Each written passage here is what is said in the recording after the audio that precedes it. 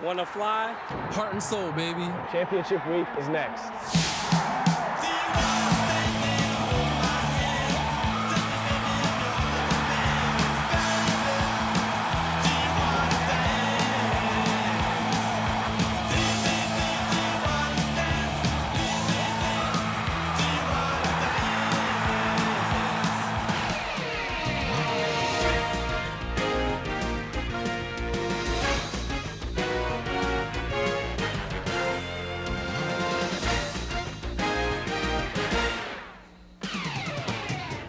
Championship Saturday presented by 7-Up begins just off the Hempstead Turnpike in Long Island, New York. It's the automatic bid in the American East Conference, Delaware against the top seed, Hofstra.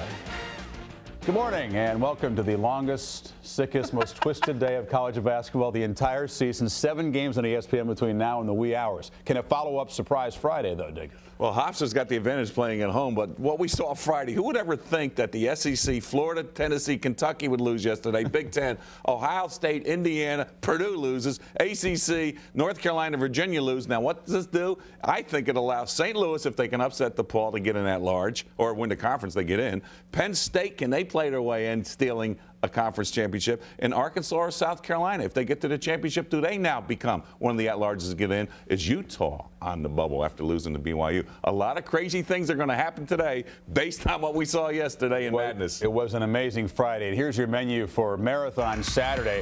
ACC semis follow the America East Championship game. Then Temple and St. Bonaventure, the team that beat the Owls in the A-10. Connecticut and St. John's for the Big East Championship in primetime. BYU upset winners over Utah against UNLV in Las Vegas. And then New Mexico State against Utah State. Coming up, though, the Flying Dutchman and the Fightin' Blue Hands battle for the automatic bid in the America East. We'll take it to Long Island for the championship game when you come back. ESPN's presentation of Championship Week is presented by 7-Up and your local 7-Up bottler. Make 7-Up yours. And in part by Acura. Cars are our passion. Engineering is our art. And by Sonic, America's drive-in.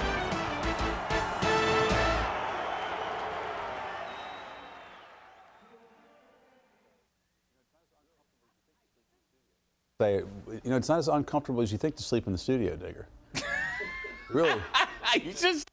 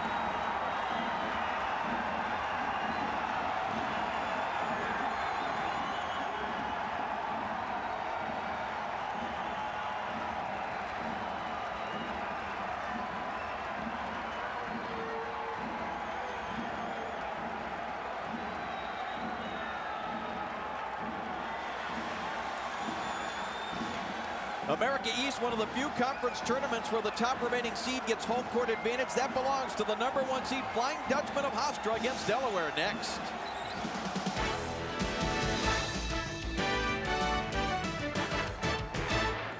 Championship week presented by 7-Up rolls on, as Chris and Digger just said. First of 7 games on the networks today.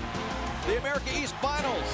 The beautiful Hofstra Arena, the top-seeded Flying Dutchman. First trip ever to the finals, take on the number 3 seed, the Fighting Blue Hens of Delaware. How did they get here? Delaware, a big win over Maine, beat them by 22 points. Hofstra, an 18-point win over Drexel.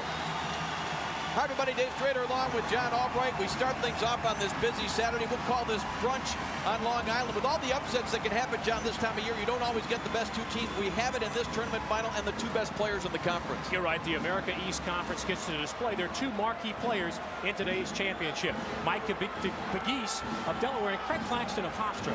Pegues, the bigger of the 2. These are the 2 leading scorers in the conference. And the player of the year, these 2 the last 3 years. But it's the NCAA that's important. Pegues looking for his 3rd straight trip, and Claxton trying to cap off his senior year with his first trip to the NCAA dance. Pegues is the go-to guy for Mike Bray of Delaware, but he's got some other threats, including the left-hand sharpshooter Kęstutis Marciulionis. And for Jay Wright of Hofstra, yes, the go-to guy is Claxton, but the wild card, I guess you could call him, is Norman Richardson. When Richardson has big games, Hofstra wins. They are ready to jump it up. That's Greg Springfield wearing number 3 for Hofstra there in white. And the tallest player in the America East, Nango Jai, at 7'1", wins the tap easily, and it's Delaware with the first possession. Billy Wells, the junior from Baltimore, looking on the inside to Pegues. Pegues backs in a little left-hand hook, and he is able to get it down. Pegues immediately establishing himself in the low block. Both these teams will primarily play man-to-man defensively, but good start for Pegues and Delaware. Hofstra has won 25 straight home games. That's 4th longest in the country. Now we're going to have a foul here against Marciulionis on the hold. They have won 9 straight in this building, however, John, which opened up in early January. Beautiful new facility, over 5,100. They are jammed into every possible nook and cranny in this building. It's a great atmosphere. This is what championship week is all about. On the inside, it was knocked away from Gittens, but the Flying Dutchman get it back inside for the basket. That was Richardson, number 21. They got it on the inside and laid it in. Defensively, a lot of screens and movement away from the ball. You must communicate defensively or you'll be picked off and your man will have an open shot. Marciulionis doesn't get a lot of rotation on his shot. It's almost like a knuckleball. But he's a deadly shooter. Couldn't get that first opportunity from beyond the arc to go down. Here is Speedy Claxton. Hands it off now. Hernandez. And that's tipped home. Springfield on the inside. That was a big concern for Mike Bray and Delaware, is keeping Hofstra off the offensive glass and early on not blocking out an easy follow-up. Heavy defensive pressure there from Claxton. Likewise from Hernandez on John Gordon. A great shooting guard under some pressure here. Did he save the ball? Yes, he did. Here's Pegues, still 15 on the shot clock. Pegues crossover dribble, kicks it out. Wells, another lefty from beyond the arc. That was too strong. Jai with the rebound. And Delaware gets a fresh 35. Gordon off the screen, bounce pass to Pegues, puts it off the glass and in. No basket, offensive foul.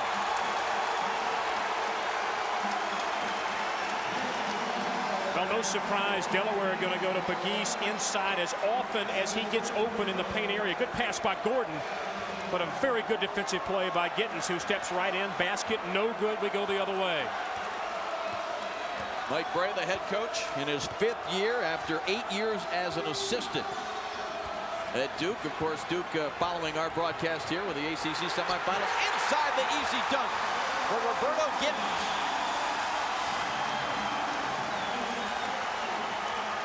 Jay Wright's club getting some easy shots. They're getting the glass and a beautiful pass for an easy flush inside.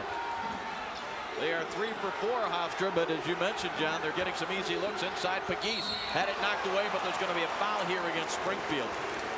One thing you might notice about Mike Pegues, for fans that remember Adrian Dantley, looks a lot like him and plays a lot like him. Well, he is referred to by his head coach as the poor man's Adrian Dantley, and Coach Bray knows a little bit about that DeMatha connection. Morgan Wooten, great long-standing program there. Take a look at the distractions being supplied by the fans of Jay Wright's ball club.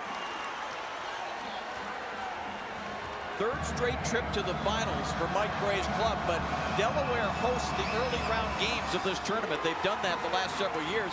It just so happens they've been the #1 seed, gotten to the final game. Will that experience help? Well, I would say yes, John, but they have not had to play in this kind of an environment in a championship game the last couple of years. But they are a senior-dominated team, so they're accustomed to big games and the experience of playing in those games. Hernandez could not hit the three. Marcialona's tough pass to Pegues with a spin, and he lays it in. Nice catch and a nice finish by Pegues. It's a good job by Delaware pushing the ball at the floor, and Hofstra did not get back in transition defense, thus the easy two. Now, this is some of the looks we're going to see. Mike Bray ordinarily man-to-man defensively, but he said we'll play a little zone, maybe even some other stuff, just to try to keep Hofstra off balance. Both teams shooting very well early on. Unable to connect on the three-pointer there was Richardson. Back the other way, Wells puts it up, and he hits the three. Well, we're going to see a lot of that back and forth this afternoon. Yeah, both these teams very good from three-point range. And as you mentioned, we will see both teams primarily guard-oriented. Pegues probably the lone guy that operates inside comfortably. Speedy Claxton from Chrysler King High School, all everything in the America East this year. His backcourt mate Hernandez unable to hit that three-point. And here comes Marcialonas. The left-handed Lithuanian launches one off the glass, no good. Jai kicks it to Gordon, back to Marcialonas. He's not shy about trying again. And it was long the second time as well. Claxton needs to get involved. Oh, great look underneath. And a foul, I believe, is going to go against Jai as the two number 4s went up strong. And Roberto Gittins is going to go to the line, the 6'7", 240-pound junior from nearby Brooklyn.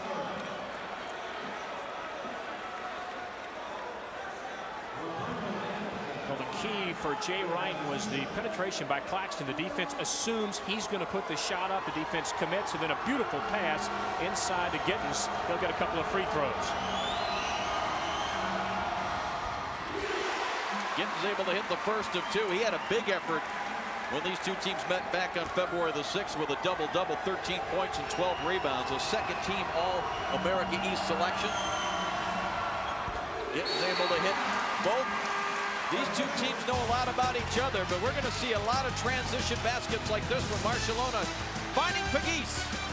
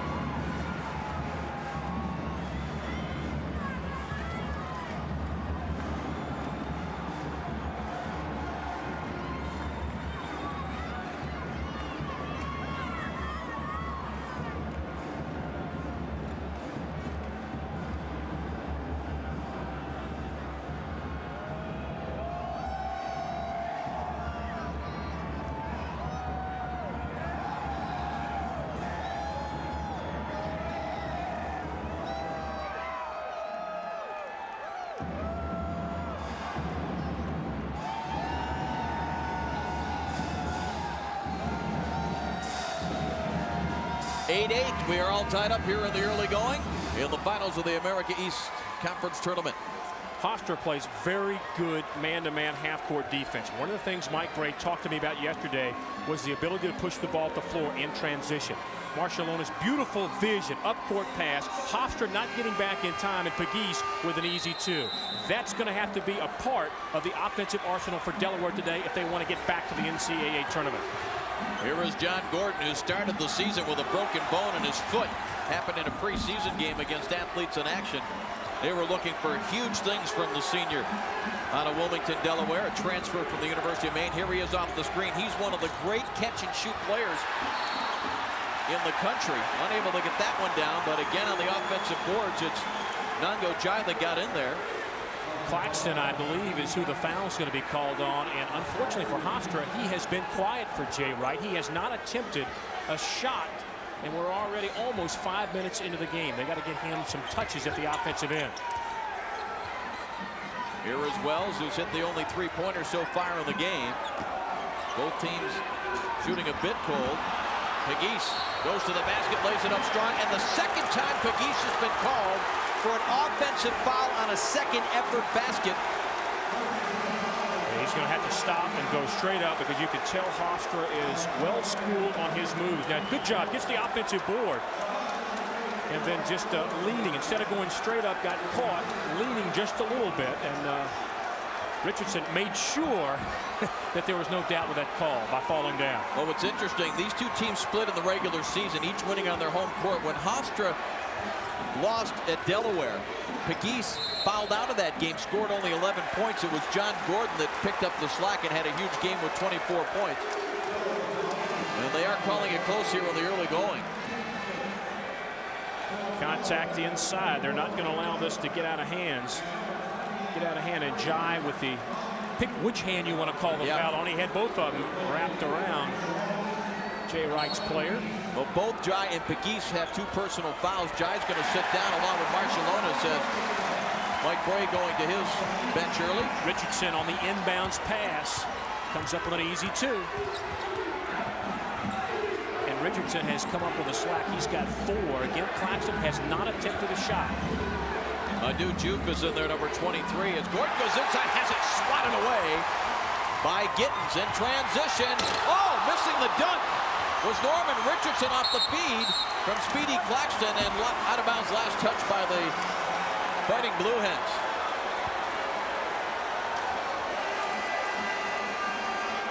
Well, we talked about transition, and now Hofstra is going to have their chance. Good block. Gittens does a nice job blocking it, and then quickly Hofstra gets into transition, and this should have been a finish. Richardson just lost concentration, clearly high enough, but unable to finish. You can't afford to do that in championship games. Big guy number 32, Lars Brugler, is in there now for the Flying Dutchman. And Delaware going back to that 2-3 zone. Mike Bray said he would employ that a little bit, trying to just force a change of gears. Might see some triangle and 2 and maybe some other stuff again, just to try to keep Hofstra off balance. Well, they've got down now to 12 seconds on the shot clock, just trying to figure out what they're going to do. And here's a change of gear. Exactly what Mike Bray wanted. Cross court, long jumper all the way is too long. And the rebound in the hands of Greg Miller, who's in the lineup for Delaware as well. Mike Bray will normally go to about an 8-man rotation.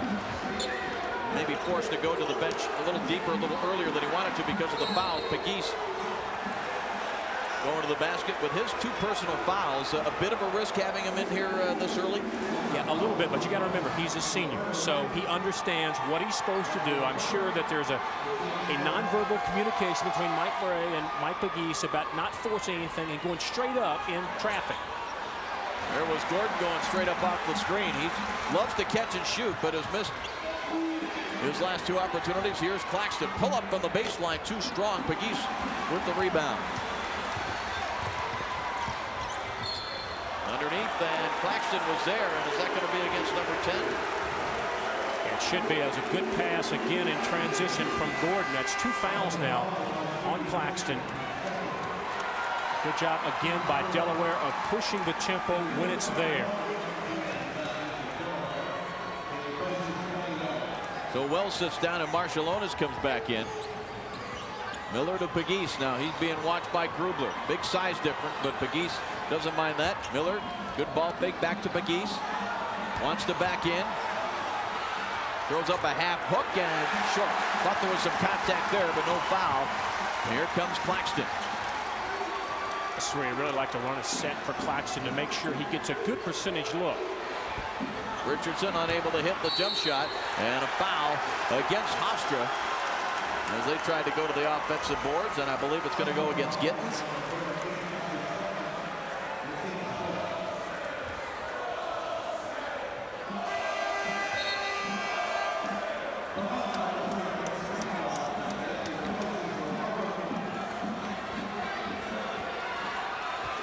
Here is Gordon now in the backcourt under some pressure from Rick Apodaca. He's number 22, the freshman from North Bergen, New Jersey. Marciulionis kicks it off on the baseline. Pegues, that was strong. Both teams struggling a bit from the field here. And a foul's going to go against my dude Juve.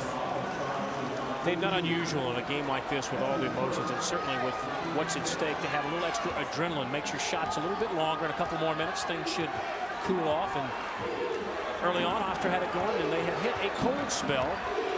0 for 7. Again, I think this is where you really got to find Claxton. He's your leader. He's your leading scorer. He's been there. Find a way to get him a shot.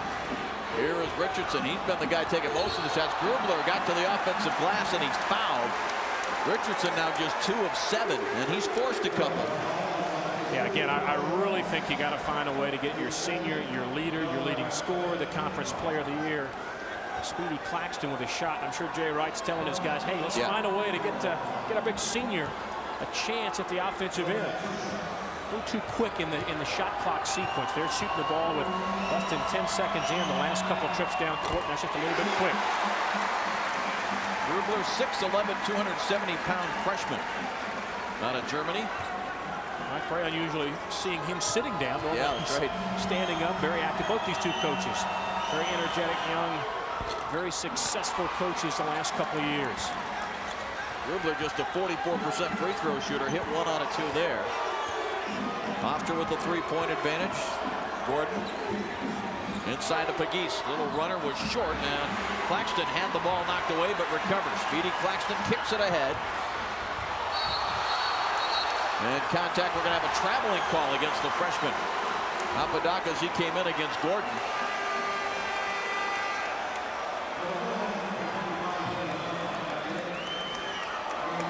Billy Wells coming back in. As you see, John Gordon's going to take a break for Mike Bray's team.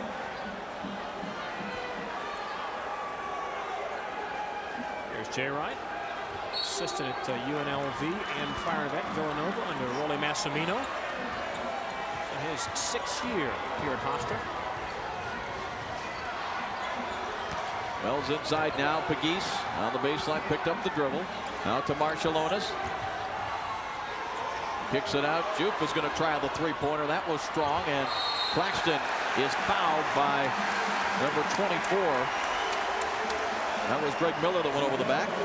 Yeah, right now Delaware with no consistent outside threats, so they're able to really double down on Pegues when he gets the ball in the low block. Delaware's going to have to find somebody to step up and loosen up that interior defense for Pegues inside. John Hughes, Joe Mingle, and Fran Conley are the officials, and they're going to have a busy time of it here. Very emotional game, as John talked about, especially playing at the home court of the #1 seed Flying Dutchman of Hofstra. First time they've won a regular season title, and first time on the conference tournament finals. Although the Delaware fans, a little ingenuity, found a way to get some tickets here. Found out the tickets were being sold off an internet site, and didn't say they weren't Hofstra students, but found a way to get about 1,200 Delaware fans here in the building. Well, Speedy Claxton has missed his only field goal attempt, but he hits 2 from the free throw line. It's Hofstra with the 5-point lead.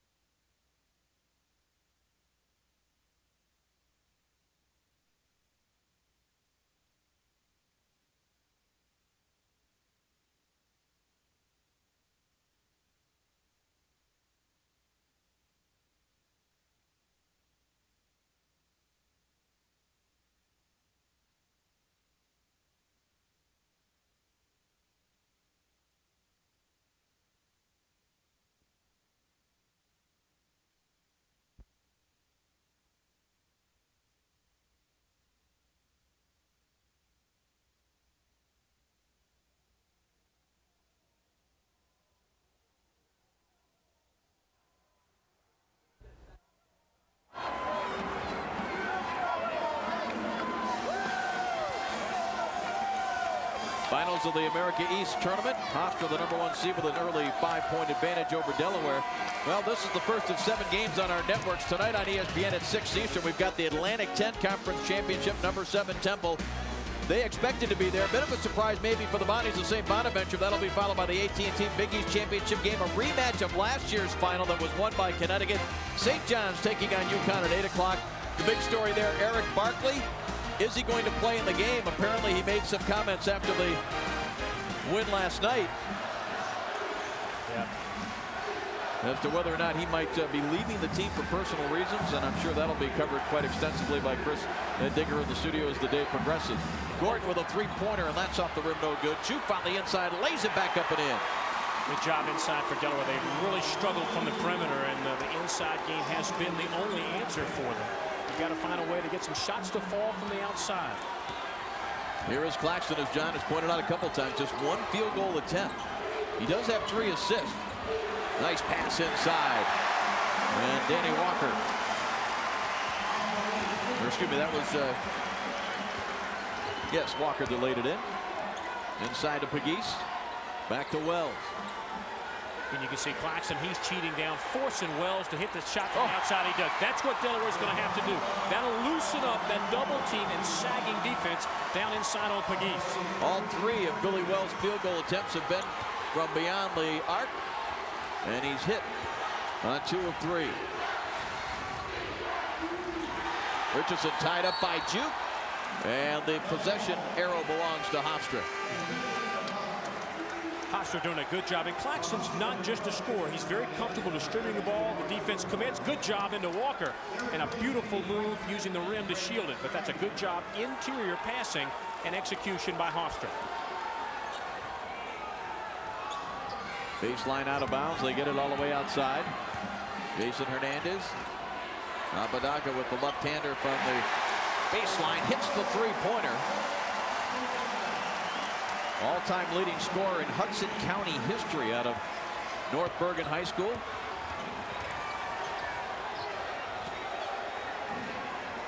Here is Jupe. Being guarded way up top there by Walker. Now Gordon on the pick and roll inside. Jupe with a good hesitation fake and lays it in.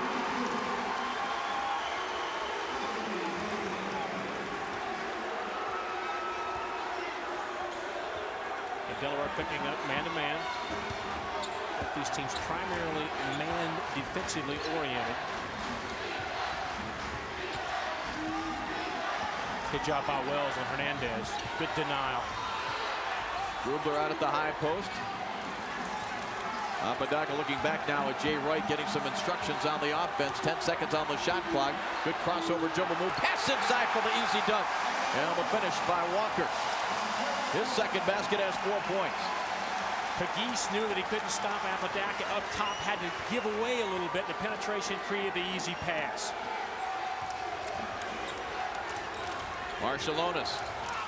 Well, the book on him is that he's left-handed, all left-handed, yet he's able to use a little upper body fakes and still able to get that move to the left because he has a very quick first step.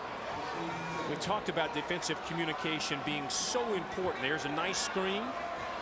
John Gordon's going to come off, and good roll inside. And Jupe, good catch in traffic. Then gathers himself and goes up for 2. Again, defensive communication off these screens, very important for both clubs defensively. Marcialonis now has made 31 consecutive free throws with that make. Delaware's all-time leader in 3 points attempted and made, a career 35% shooter from beyond the arc. Both these teams set records for 3-pointers made in a season, so they like to use the 3 and are comfortable in doing so. I thought I avoided jinxing him by mentioning it after the first shot, and then he missed the second one.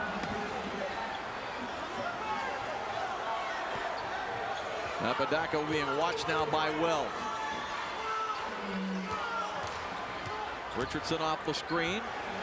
Far corner, Hernandez, and that was short. And Jupe, or Jai rather, back in the ball game. And go Jai, one of 2 players from Dakar and Senegal that plays for this Delaware program. Both these teams letting their stars take a breather. Big basket. Marcialonis with a big 3 from the wing. Very effortless shot, even from that long distance. Kind of a one-hand push shot. And he's got tremendous range.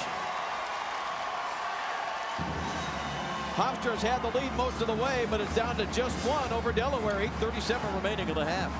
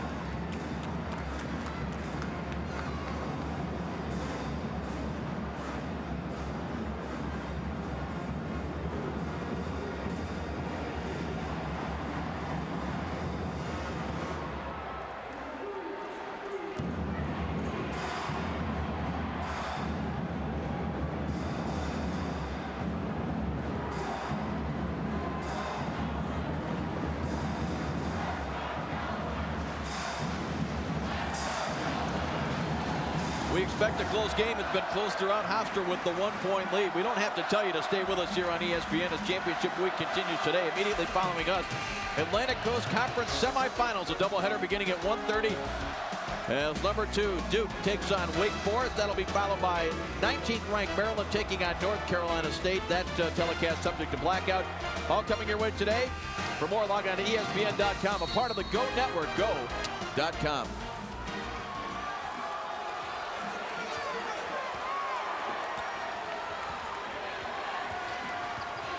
Mike Patrick and Dick Vitale will be bringing you all the action from the ACC semifinals as Claxton unable to get that running one-hander down. Here's Juke in the open court, hands it off now to Gordon from behind the screen. Decides to duck back out and set things up for the Fighting Blue Hens. Here's Marshallonis.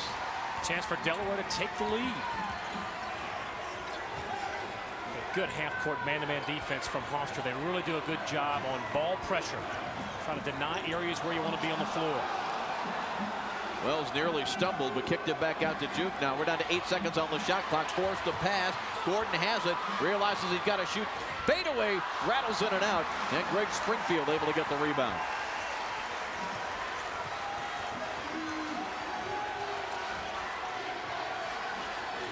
Hernandez with a little fake there on Gordon. Brugler comes out high to set a screen, but Hernandez decides to go the other way. Now it goes to Claxton against Speedy Claxton. Not a lot of movement right now from Hofstra. They're trying to get reset. This is easy to defend. Got to have more movement in that motion. A lot of screens. Hernandez down to 5 seconds on the shot clock. They get a man open on the baseline. That was Claxton. And Claxton now 0 for 3 from the floor. And the ball last touched apparently by Delaware as Marshallonis argues the call. We'll be back with Hofstra leading by 1.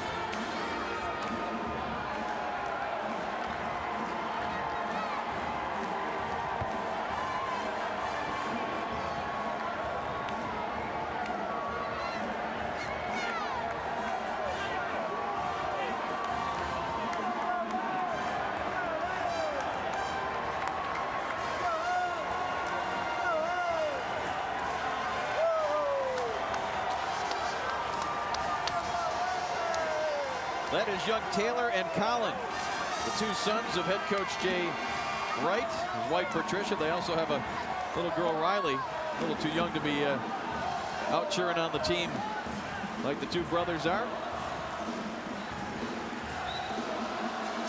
Pretty good start, though, for Jay Wright, particularly when you consider that Claxton still without a field goal. He's 0 for 3. Still a factor, though. He's got 3 assists, so he's not a one-dimensional player by any means, but that is surprising. He has not scored from the field at this point. See what they run here off the timeout. They're trying to get Claxton. Some great defense there by Wells. The transfer from Tulane with the block. Here's Pegues. Sends it across to Gordon. Pulls up for the jumper and hits the three-pointer. Dave, that's a great illustration of how both these teams really look to the 3. That time they had a 2-on-1, yet they kick it out to Gordon for an open three-pointer on the wing, and Delaware's got the lead. Well, you're right. Delaware has attempted 22 shots. Exactly half of them have been from the three-point line. You see they've hit 4 of 11. And a steal, and Wells has it again. Hands it off for Marciulionis. They're going to go across to Gordon. He finally hit a basket the last time down. Look at this three-pointer, a long one on the way, just short. And you don't see anybody from the Delaware bench questioning that shot. I mean, that's a shot that John Gordon will knock down. Big shot by Richardson. Hofstra needed an answer. And he's been the guy that's kicked up the offensive scoring slack. He's got 6 in the contest. Well, he's taken 8 of the 21 shots. I mean, he's been the guy that's been looking for his shot. You mentioned at the top of the telecast that he's kind of the wild card guy. They can win when he has an off night, but when he has a big night, it virtually guarantees a win. Another good defensive set for Hofstra, and Claxton able to finish off the transition. Great example of his nickname, Speedy. He went right through the defense that wasn't in terrible shape and just shredded it for an easy 2. And folks, this is a guy that 7 times this year has scored 30 or more points. Claxton can score in bunches. Right, he's top 5 in the nation in scoring. We should mention, too, that Delaware, without Darrell Presley, their outstanding senior forward, who's been injured most of the season, and Marciulionis is fouled here on the three-point attempt by Norman Richardson. That's a play that just drives coaches crazy. Claxton, as we've talked about, very quiet. He just made his first field goal, and Pegues has been saddled with a couple of early fouls. Right. He was active in the first couple of minutes, and he has not been a big factor. But before this game's over, both those two guys will have a hand in the outcome of this one. Well, Marciulionis, who had made 31 straight before a miss, starts another streak.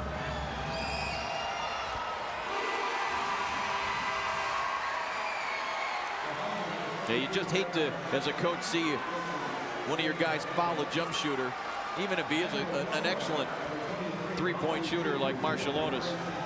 Well, you never put yourself in a position to foul a three-point shot. That's the key thing. You can defend it, but you make sure there's no chance for a call on a three-point attempt. Here comes Claxton, the 2-time Conference Player of the Year. He won the award as a sophomore, then saw Pegues of Delaware win it last year, and then Claxton won it again this year as a senior. Good job by Gittins down low, posting up. Unfortunately, he traveled in getting position. Boy, you're right. He did have the position. He had Jupe on his back, but shuffled his feet. A good job by Gittins down low. He's got good possession. Right there, just alternates his pivot foot trying to go to the bucket. But that's a play they need to come back to. That was open. There are the turnovers. Hofstra with 4, Delaware with 3. It's also indicative that it has not been an up and down pace. Low turnovers. There have not been many transition chances for either team. Not a good angle there for Gordon to try that pass. He was determined to try to get it to Pegues, and it was well defended by Greg Springfield.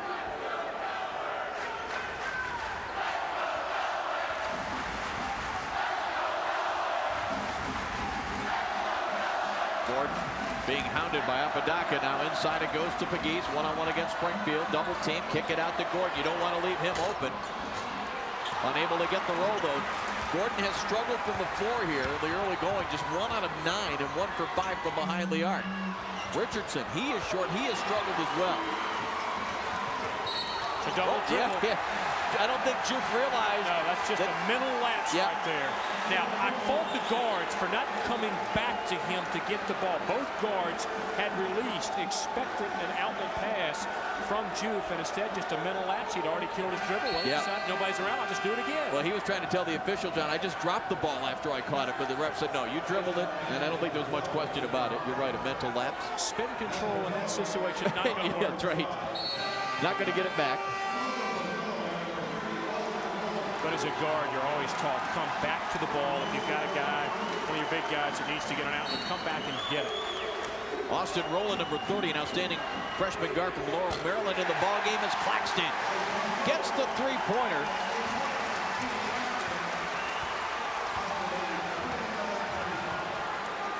Shoots nearly 39% from beyond the arc. Speedy Claxton does. Here's Marshallonis looking for the pick and roll with Jai. Kicks it back out to Wells. Now to Rowland. Marshallonis, he'll launch the three, and that was too long. And the rebound, Hernandez. Apodaca in the open court. He'll pull up for the three-pointer. Rims in and out. And Jupe with the rebound, kicks it off now to Wells, waiting. Oh, lucky to get it back. As Claxton was anticipating that pass from Austin Rowland. Delaware likes to operate three guards out on the perimeter, two guys inside. Jupe, mid-range jumper. Yes. Good move by Jupe. It's another one of those Delaware seniors. These guys have been accustomed to winning and getting to the NCAA tournament, trying to do it 3 straight years. Well, this is an experienced conference, the America East, the only conference in the country where all of the first-team All-Stars were back, and there's one of them. And Claxton starting to find his stroke, is hit 2 straight from beyond the arc. Yeah, watch out. Claxton starting to get the rhythm. Marshallonis kicks it out, Rowland to the corner, and Wells answers with a 3. Big answer. Big answer from Billy Wells and the Fighting Blue Hens. All 3 of the guys from Delaware, John, that touched the ball were beyond the arc, and all of them like to shoot it. Marshallonis had a bit of daylight, kicked it over to Rowland. He'll shoot it from there, but he was unselfish, gave it up to Wells, who drained it. Claxton in traffic, had it knocked away. Nice look underneath the Springfield. It's blocked by Jai, but there's going to be a foul. Once again, Claxton's the key. He's so quick and so difficult to defend in the open floor. His penetration enables the dish over to an open Springfield, who finally picks up the foul, and he'll get a couple of free throws. First trip to the line for the 6'9" junior from New York City. A transfer from Western Kentucky University.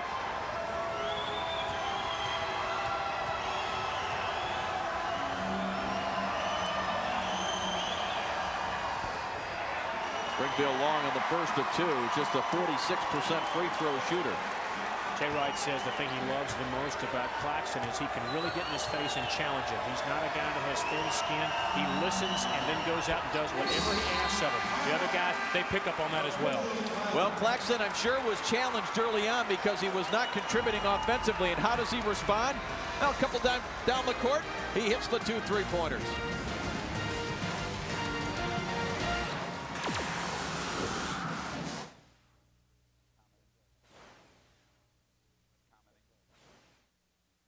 Not commenting? Okay. What's right? Okay. Thank you. Fouls will be a factor in the second half.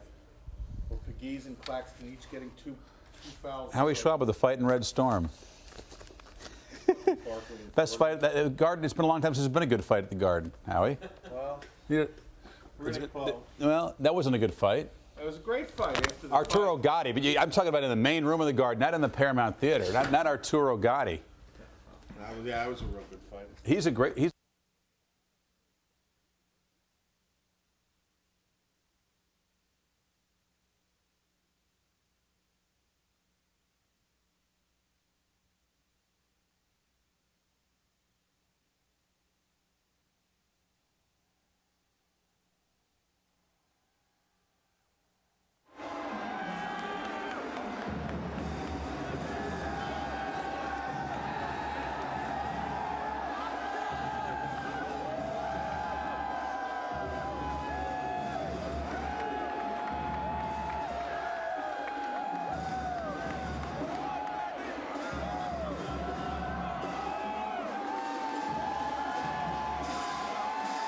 Hofstra 31-30 over Delaware. Finals of the America East Conference Tournament. The winner an automatic bid, and we're at the brand new Hofstra Arena. $17.5 million facility. Seats just over 5,100. Replaces the old physical fitness center where the Flying Dutchman used to play. A sign that this program is on the way back. You know, Speedy Claxton's had a lot to do with that. Highly recruited player out of Chrysler King High School at the Hofstra Arena here in Hempstead, New York, out on Long Island. Dave Strader along with John Albright. Glad you're starting your morning off with us here. The Flying Dutchmen have not lost in this building since it was christened this year. 25 straight here in their home arenas. Pegues is fouled as he goes aggressively to the inside. You're right, a combined home winning streak of 25 and 9 straight in this building since opening up with a win on January 2nd. Of course, the last team to win here, Delaware, in the '98 season. So McRae and his group trying to repeat that feat. Just watching Pegues here on the free throw line. See if he rolls his hand over the ball. Remember how Adrian Danley used to do it? He'd spin the ball and then he'd roll his hand over the top and then bring it back and shoot it. Not quite the same, but he does have a lot of the same looks with the ball in his hands that Danley did. We expected a close one. That's what we've seen. Neither team able to run it high from the other. Good defense inside. Good effort. Well, that was Jupe that just knocked it away from Roberto Gittins. Here comes Rowland now. John Gordon back in the ballgame. Pegues, quick catch and shoot. Defended very well. That was a tough shot. Pegues trying actually to draw a foul is what he was trying to do with the contact. That is why they call him Speedy. He is so quick off the first step. Hofstra with a 2-point lead. Pegues comes right back and lays it in. If he catches it there, Johnny gets that kind of position. He's not as fast, obviously, as Claxton, but he's quick inside. His first couple of steps can ordinarily get him by the defender.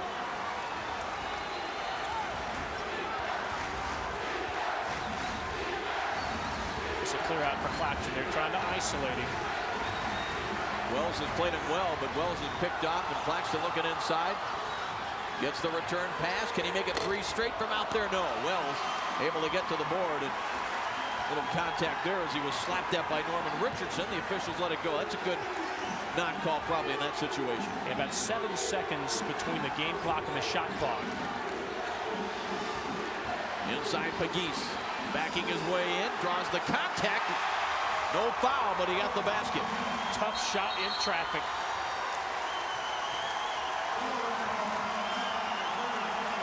Exciting back and forth first half, and stay with us.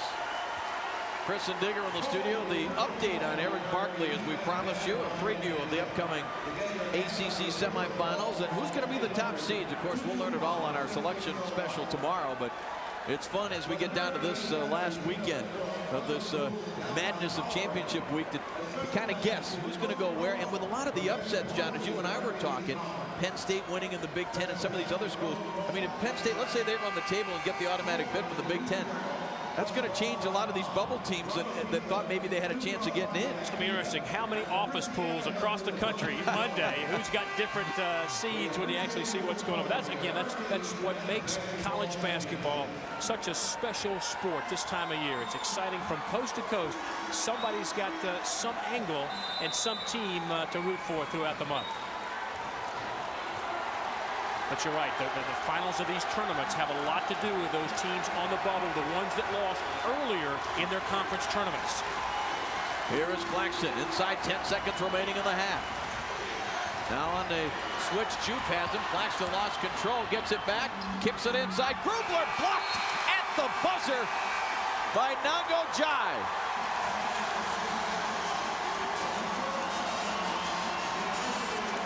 Great defensive sequence to end the half for Delaware. The two-time defending conference champions lead on the road 35-33. Let's go back to the studios. Chris Fowler with the 7-Up halftime report. Chris? As advertised and expected, great first half will get you back out there to Long Island. In the meantime, news on St. John's Eric Barkley and reports of an altercation in the locker room. Will he play against UConn? Plus, we'll preview the ACC semifinals. We hope today can live up to a wild yesterday in 7-Up Championship Week. 5 on the shot clock. Middle opens up for Ivory from nowhere. Stevens. O'Kelly in rhythm that time. O'Kelly, great drop pass for O'Kelly. That was a prayer and it was answered. Dixon speaks the defense. Scores! It is over the line for one. Stands it up with the right hand. No good! No good! It's batted in the air. St. John's wins it! St. John's wins it! St. John's wins it!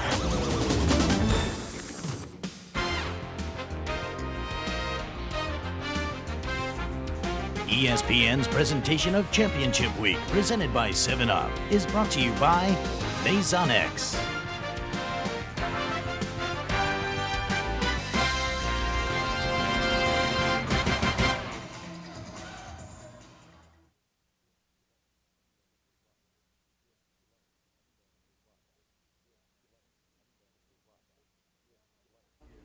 What?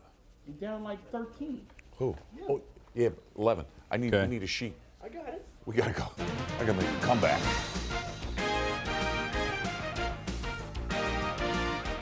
Yeah.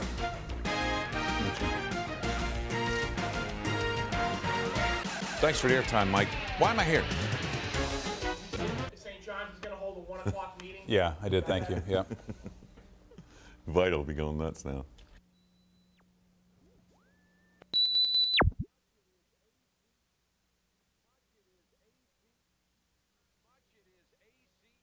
Thank you very much. It is AC.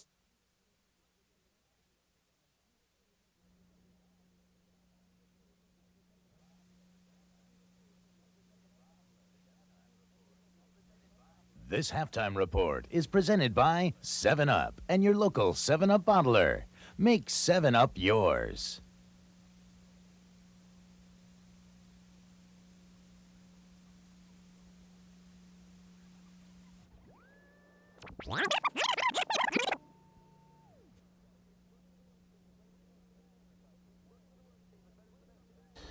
We're even the worst team is better than the best team in any other conference. We're even the last 12th man of the worst team in the league is better than the best player. It's good.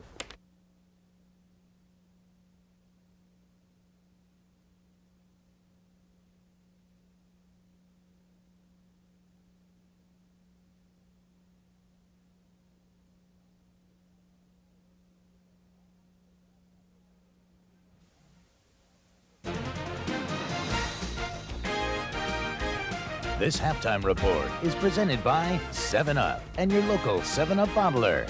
Make 7-Up yours. The Big East tournament has been wild and electric, and tonight from Madison Square Garden, it's a rematch of last season's championship game. The defending national champions, Connecticut, against the tumultuous Red Storm of St. John's. Welcome back to the 7-Up halftime report. All kinds of reports swirling around team turmoil, St. John's, involving their star point guard and leading scorer, Eric Barkley. They're having a team meeting this afternoon to determine, Digger, whether or not Barkley will play against UConn. He said after last night's victory against Miami that he was taking, quote, a leave of absence. A non-committal quote by Mark Jarvis. Plenty of unconfirmed reports.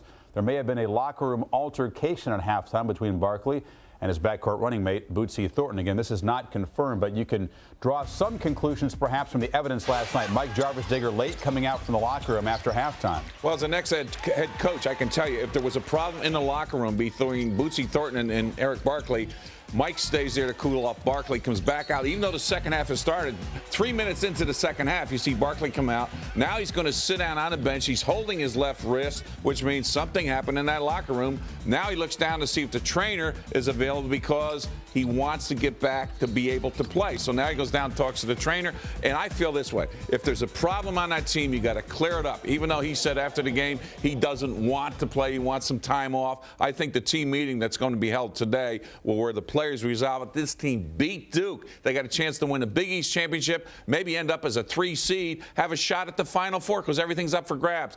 Get out of it, get focused, get the thing done where they can make this thing become a reality for St. John's to move forward. Barkley ineffective, 3 of 14, just 7 points last night.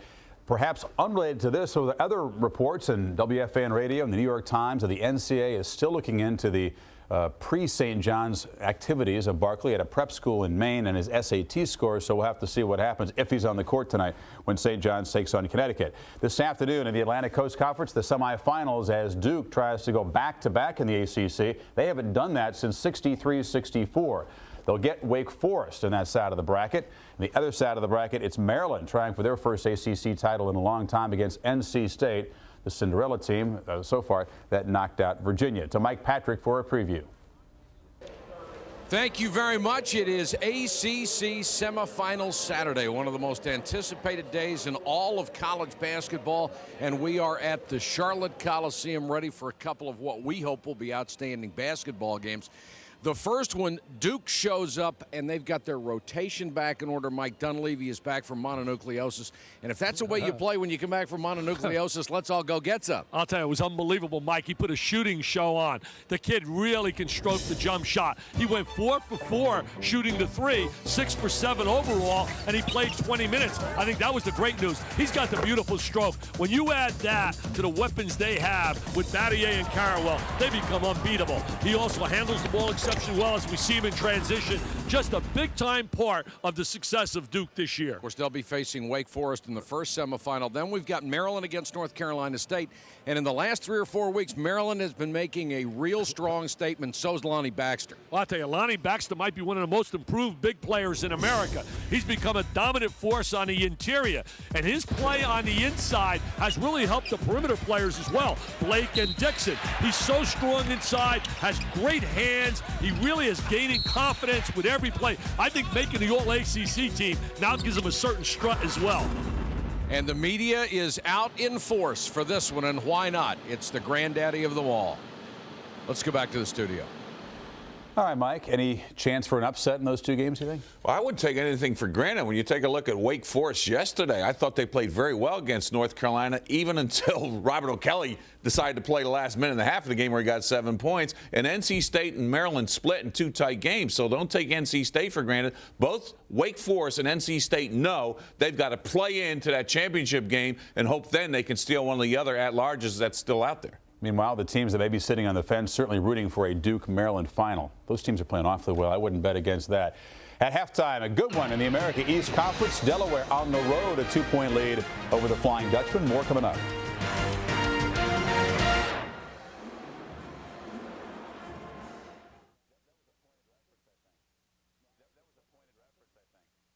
That was a pointed reference, I think.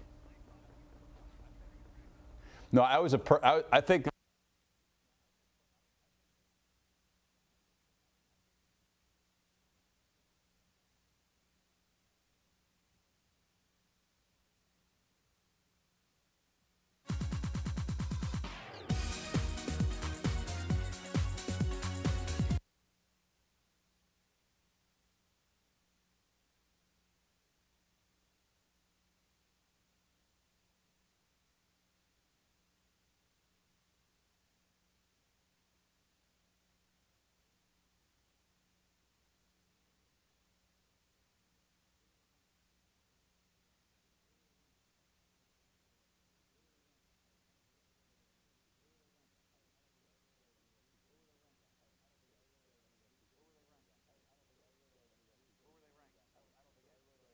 Where were they ranked?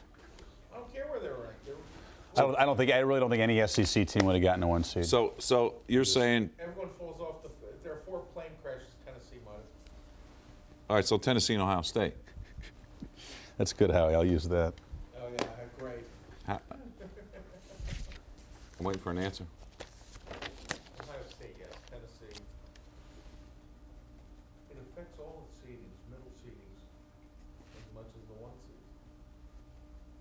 Well, my point is, let's say Michigan State lost and Duke lost. Does that mean Tennessee had a shot at a 1 seed? Was there any scenario? Hold on. Outside shot.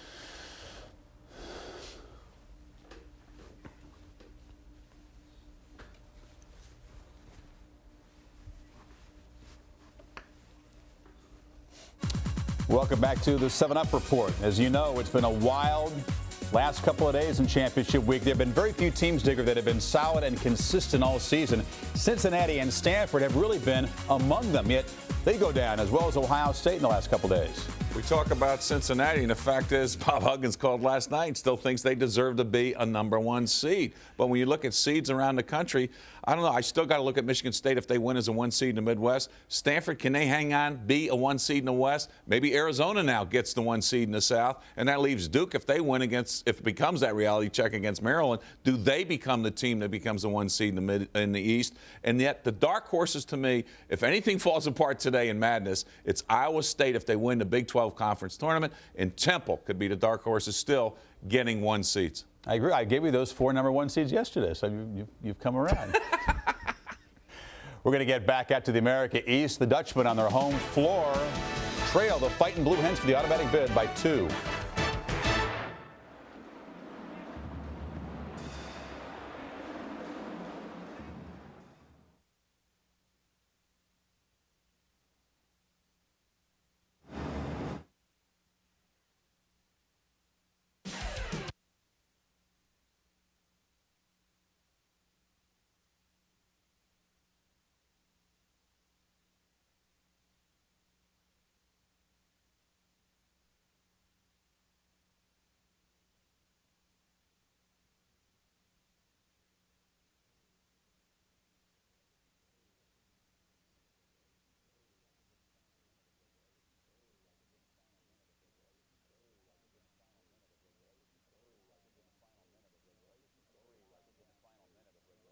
Like in the final minute of regulation, of overtime, yeah. I mean, Roberson kept knocking down threes. I mean, yeah.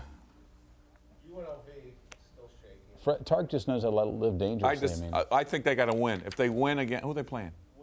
What are we doing here? They're in. 23-7, and it'll be. Utah bubble? I'm starting to think so. I'll tell you why, Howie. I broke it down. They beat Texas. They lost at Kentucky. They lost to Louisville. Who cares? No one cares about that in the big picture. They're 5-5 their last 10. They're 22-8. Hey, who can I say is Josh not up there? Is he? Why? What do you need? What do you want? I can't confirm guests, can I? Yeah, Bob Huggins. Bob Huggins. Huggins said he'll join us. Bob Huggins for sure. That's who we really want. Who else? What other guys are definitely on? I think Dockich is definite, right? Dockich. I wouldn't go with that. Dockich is. I'd be careful. I don't know yet. I'd promo Huggins, and just leave it at that. Okay. Are they still #1?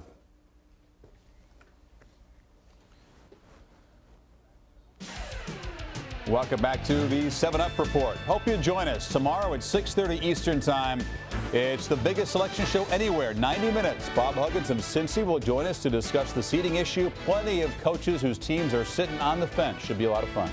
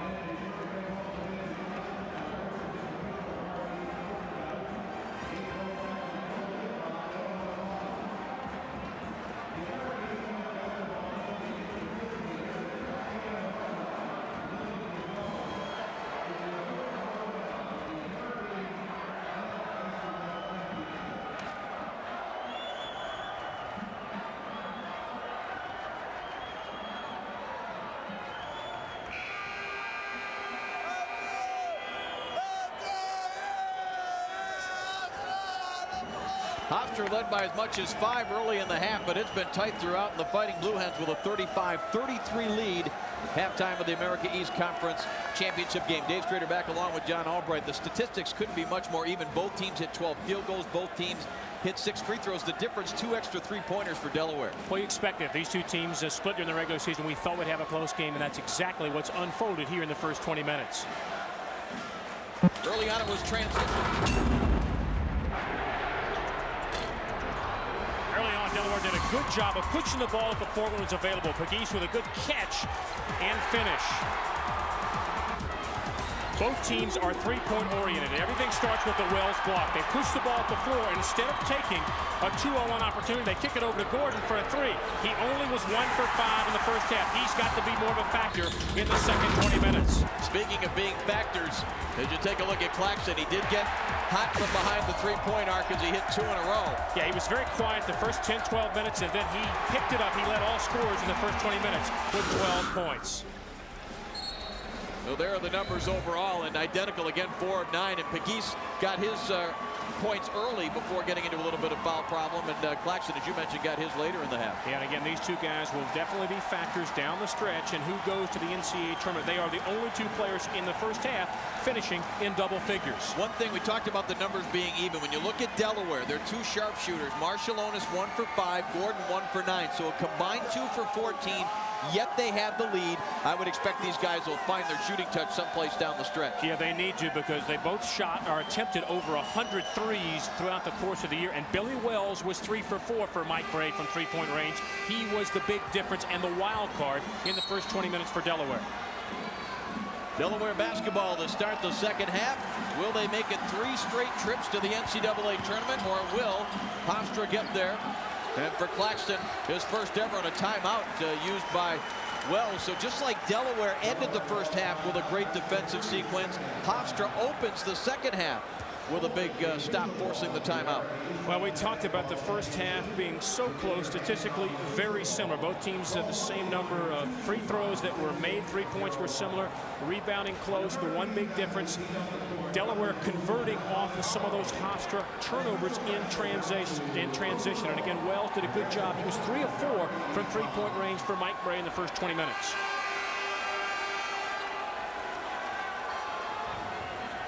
But so far, Davis, about what we expected. Yeah, close absolutely. game, hotly contested, and I think this will go down to the wire. Well, Jay Wright again. Both of these teams are experienced. Delaware's been here the last couple of years. Will the home court play a factor down the stretches? Pegues, just as he did early on in the first half, John, trying to assert himself inside, and draws the foul. Well, Pegues has got to be careful about picking up a quick third foul. He got saddled with 2 quick fouls in the first 6 minutes of the game, and then he did a good job. Again, the experience did not pick up the third. Claxton also has 2 fouls as well.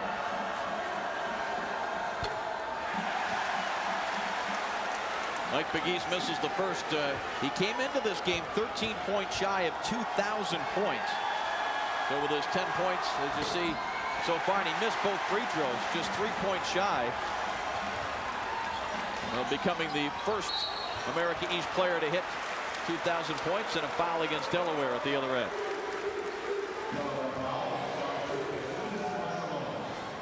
Marshallonis picks up the foul on Richardson. Again, I thought there were a couple of stretches where Richardson may have shot it a little too quickly in the first half, but he again is a huge factor and an important one for Jay Wright and Hofstra. Third foul against Marshallonis, so we'll keep an eye on how long he stays in there. I want to correct what I said about Pegues. When he hits the 2,000-point mark, he'll be the first Delaware player to ever hit 2,000. He'll be the 6th in conference history. Had some pretty good ball players come through this conference, like Reggie Lewis when he played at Northeastern. Malik Rose, yep, from Drexel. And man-to-man for Hofstra. Again, they do a good job. Ball pressure. They don't concede much. Now they'll trap out of that man. Ball movement important against it. Pegues doesn't shoot often from there, but he nails the three-pointer on a line drive shot. And Pegues, who missed 2 free throws to open the half, able to hit the three-pointer. He shoots just 28% from back there. That also slows your aggressive trapping when a guy hits a perimeter shot. Pass inside to Springfield is a good feed from Claxton. Those are the opportunities you've got to finish. Here is Wells to Gordon. And again, Gordon and Marciulionis both need to pick it up on the perimeter. As you mentioned, 2 for 10 between two very good three-point shooters in the first half. Pegues, he'll go to that left hand, couldn't get it down. And back comes Hofstra now in transition. Norman Richardson kicks it back out. Claxton with the one dribble, gives it back to Richardson. Being watched by Gordon on the baseline. Good job by Hofstra. Nothing there. Set it out. Let Claxton do his thing. Boy, what a great first step. Wells sends it ahead to Marciulionis. Marciulionis lays it up with the left hand and in. There's the transition opportunity for Delaware. Again, they're doing a good job pushing the ball to the floor, not forcing it, but when it's there, they're using it. Second time in a row, actually, that Marciulionis has been open in transition. He was yelling at his teammates. They didn't see him the last time down, but on that one they did. Claxton pulls up for 3 and hits it. So after missing the layup, the Conference Player of the Year with a three-pointer. Here's Pegues again, drawing a little contact, lays it up too strong with the left hand that time. Oh, and the foul on the rebound. It's got to be on Pegues, too. That's 3. I mean, not the way you want to see him pick up a third foul. No, because that's a frustration foul. He thought he should have made the basket inside, and Jay Wright calling his offense. Pegues picks up that third foul, and again in a frustration-type manner. Thought he should have had 2. Instead, he picks up that third foul going the other way. Pegues leading his team with 13, and this man, Speedy Claxton, leading the game with 15. Hernandez now kicks it back out. Nice execution on the play to open Claxton up for the 3, but he missed it. Marciulionis to Wells. Wells protecting the ball well, lays it up, and no good, and a foul on the play, and it's going to go against Claxton. That's his third. Yes, very good point there. So our 2 key players that we've talked about throughout the broadcast here today. Yes, they are leading their teams in scoring, and they've been factors, but it's been kind of spotty play for both of them. And now both Mike Bray and Jay Wright have their star players, each with 3 personal fouls. Yeah, and whoever picks up that 4th, that's going to be interesting because both teams have really relied on their marquee players. The supporting cast has not really picked it up at this stage, Dave. So whoever picks up that 4th foul, if they did it quickly and have to sit down, be a huge advantage for the other team. That's Lars Brugler coming back in as he replaces Greg Springfield.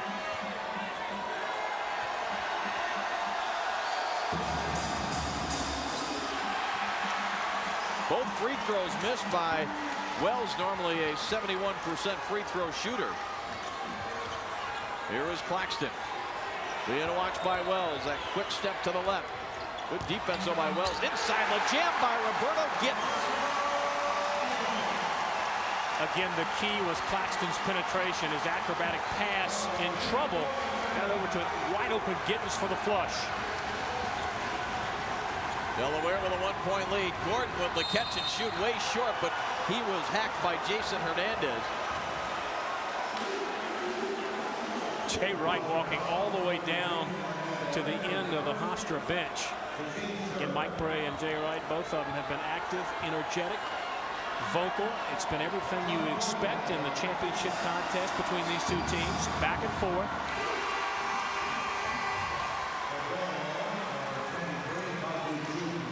John Gordon is a 93% free throw shooter, but because of his injury problems, missing the first 11 games with the broken bone in his foot, that was just the 15th free throw he's attempted all year. So he is now 15 of 16 at the line. This is a great pure shooter. Jay Wright, the 99-2000 America East Coach of the Year. Trying to isolate something for Claxton. Working against the bigger Juke, pulls up, and that was short. Marciulionis now trying to force the issue, hands it off. Wells with a 3-pointer, and that hit the front iron. Pegues had the rebound, but it was poked away by Hernandez. Got to carry Hernandez in the open court.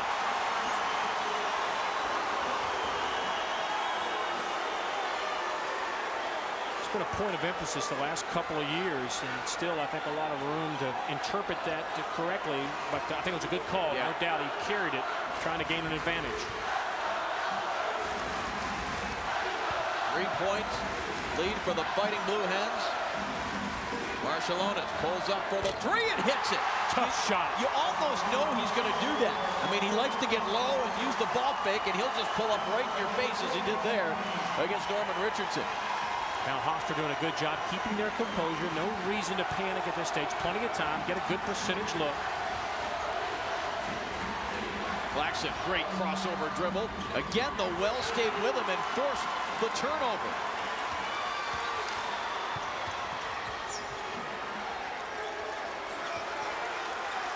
Marciulionis wants it right back. Again, he gets low and pulls over the top of Hernandez, but Hernandez is going to be called for initiating the contact. Well, you know Marciulionis is going to go left. He does not like to go right. It's just a matter of getting there before he does, and Hernandez unable to do so. He's from Lithuania, the left-hander, Kęstutis Marciulionis. He is so dangerous, especially from beyond the arc. He can get it done inside as well.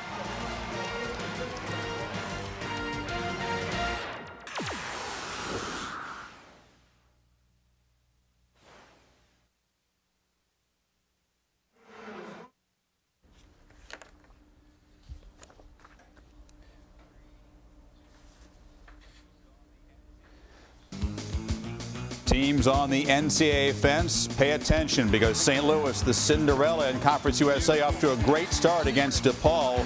Justin Love to Chris Heinrich. A St. Louis win would knock somebody off the bubble. All right, Chris, thanks very much. Of course, with the horrible injury for Kenyon Martin in Cincinnati. Boy, that changes everything. Well, we talked about Marciulionis need to heat up a little bit here in the second half, and he has. He's done his part. He's already got 5 points he scored in the second half, and he's been the big reason why Delaware enjoys a 6-point lead for Mike Bray at this stage. Well, what an 8-year run he had as an assistant coach with Mike Krzyzewski. 5 straight trips to the Final Four, 6 overall, 2 NCAA titles. He was part of that great coaching staff. Pegues inside, lost the ball, and it's picked up by Claxton. This is where you want your experience to come through. Get it to Claxton, let him either score or distribute. And he's got to handle the basketball. Richardson. Again, Wells with the outstanding defense. Thought he had all ball, but official right there in perfect position to say that Billy Wells got a piece of the shooting arm of Norman Richardson.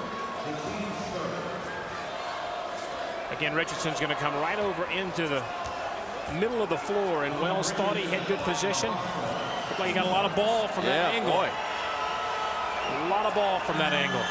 There was a lot more separation in the rest of the arm, too. I expected to see a little contact there, but that's a lot easier with the camera and a lot easier in slow motion.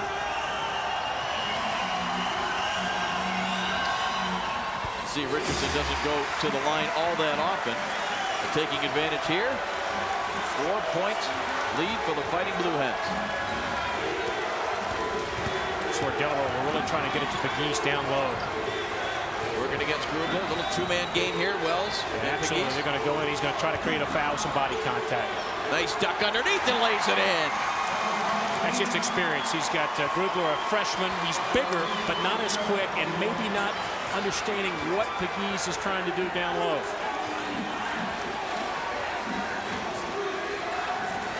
$15 points now for Pegues, and Claxton are tied for the top honors in the ball game.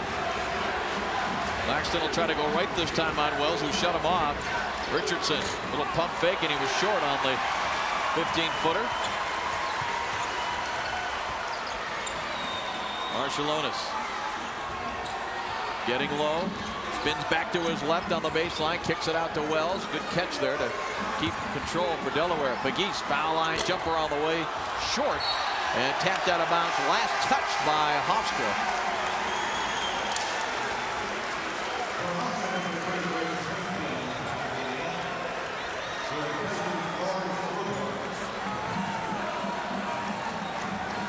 Baseline out of bounds play here for Delaware, and some contact between Hernandez and Gordon. And Hernandez a little bit upset with himself. I think that was an accidental situation, and the feet just get tangled up there.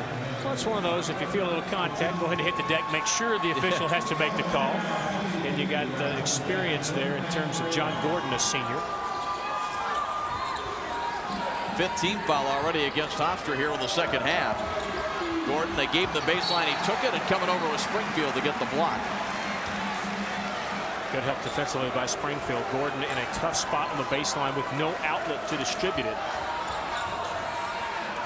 They love to get it to Gordon off the inbounds play. That's why Hernandez is hustling to try to stay with him. Pegues inside, lays it up and in. No basket. There was a foul while the ball was on the floor. If Hofstra does not double Pegues down low, he's going to the bucket every single time. They don't have an answer for him one-on-one in the low block area. That's why you're seeing so much double team help and shadowing from Jay Wright's defense. And if the perimeter game is going, they can't do that. Oh, there's that out-of-bounds play for Gordon, and the great catch and shoot. It's a three-pointer, and Delaware now enjoys their biggest lead.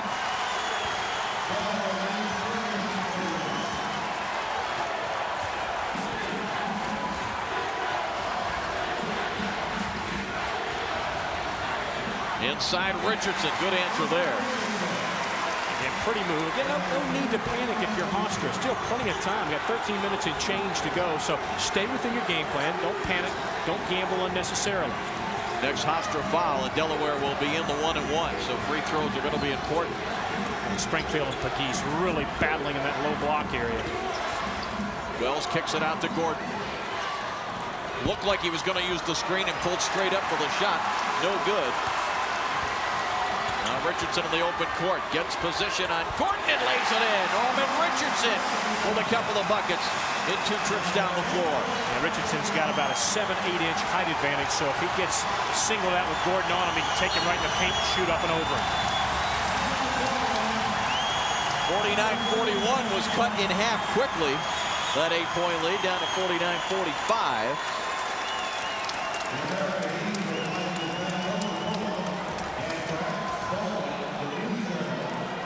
You know, that shot that Gordon hit off the side on the baseline out of bounds play must not have been a three-pointer. I think that's why there was a discrepancy there for just a moment on our score.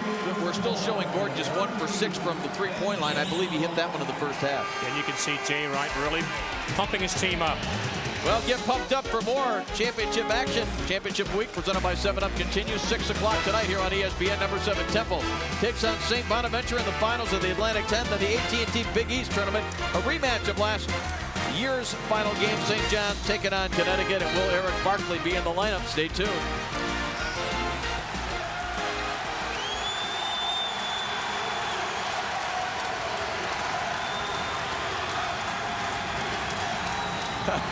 Your next game coming up from the ACC.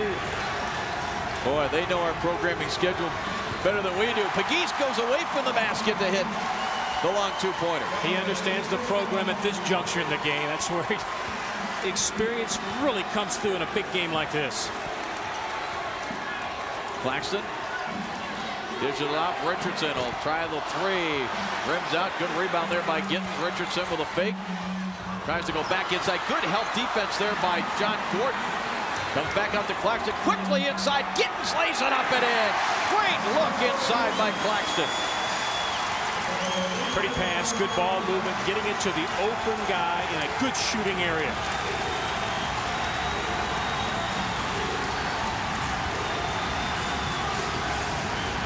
Mike Pegues was on the weak side, wanted the lob pass from Gordon, who decided not to risk it. Now Pegues sets a screen. Gordon comes off it.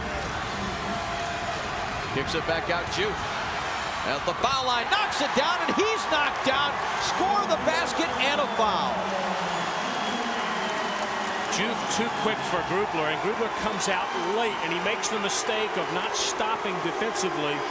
He's still moving, runs right into Juke, who hits the bucket and a chance for the three-point play.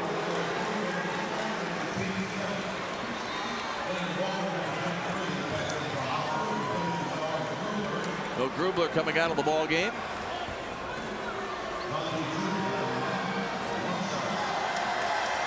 And Juke goes to the free throw line.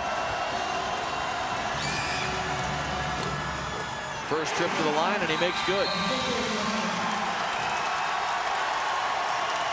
So Delaware is starting to open it up a little bit. They're up by 7 here, 11:41 remaining in the second half. We mentioned Gordon and Marciulionis need to heat up. Both have done it here in the second half, and Mike Bray loves it. Slice screen to the block and set one outside. This I don't think is going to get them back in it. Bobby Simmons was 0 for 7 from three-point range last night. He's 0 for 2 in the early going here. Take it to the chin, fellas.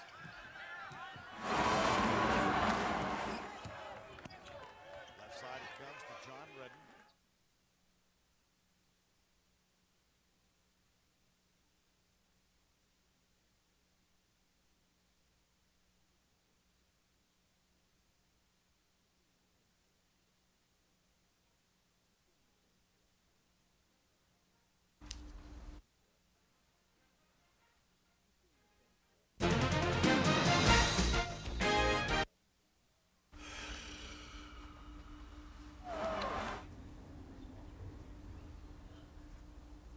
Who's doing this game for us?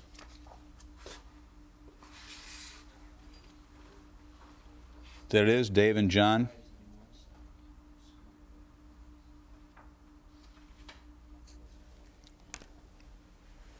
Tell them to listen.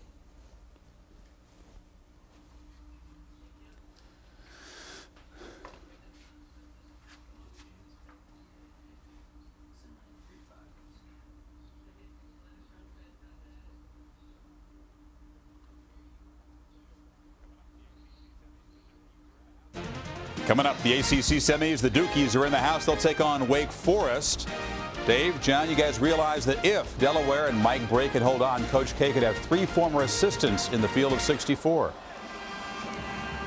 Thanks very much, Chris. No surprise that, great players have moved on out of that program and coaches as well. That's right. Of course, Tommy Amaker of Seton Hall, the other member in that coaching fraternity that Chris was alluding to.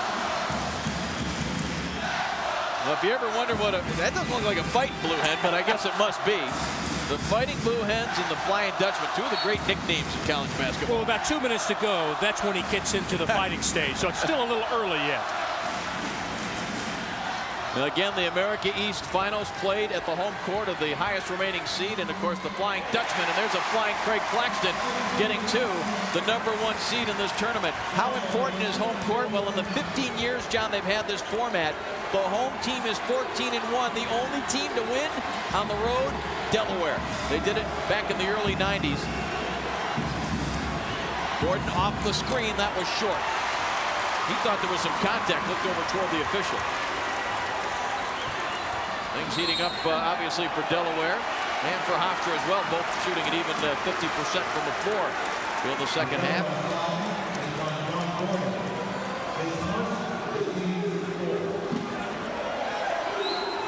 John Gordon was still arguing about the fact that he was hit on that 3-point attempt at the other end. Claxton with a wide open look. Can't get it down. Jupe with the rebound. He's going to run with it. And wisely decides to pull back. They didn't have the number. Good decision. Nothing there. No reason to force it. Kick it out and restart your offense.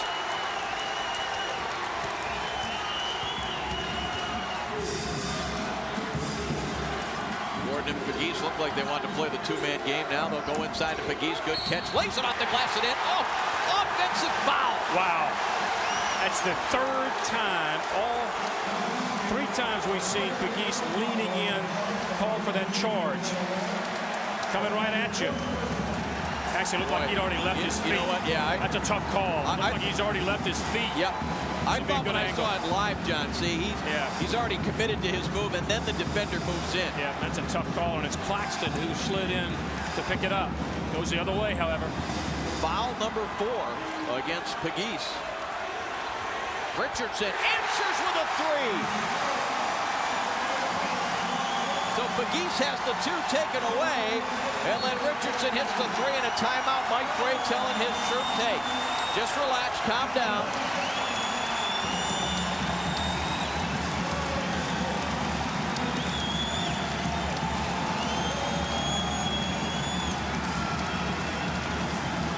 Well, we talked about Norman Richardson being an important wild card, and he is coming up big. That's a big 3.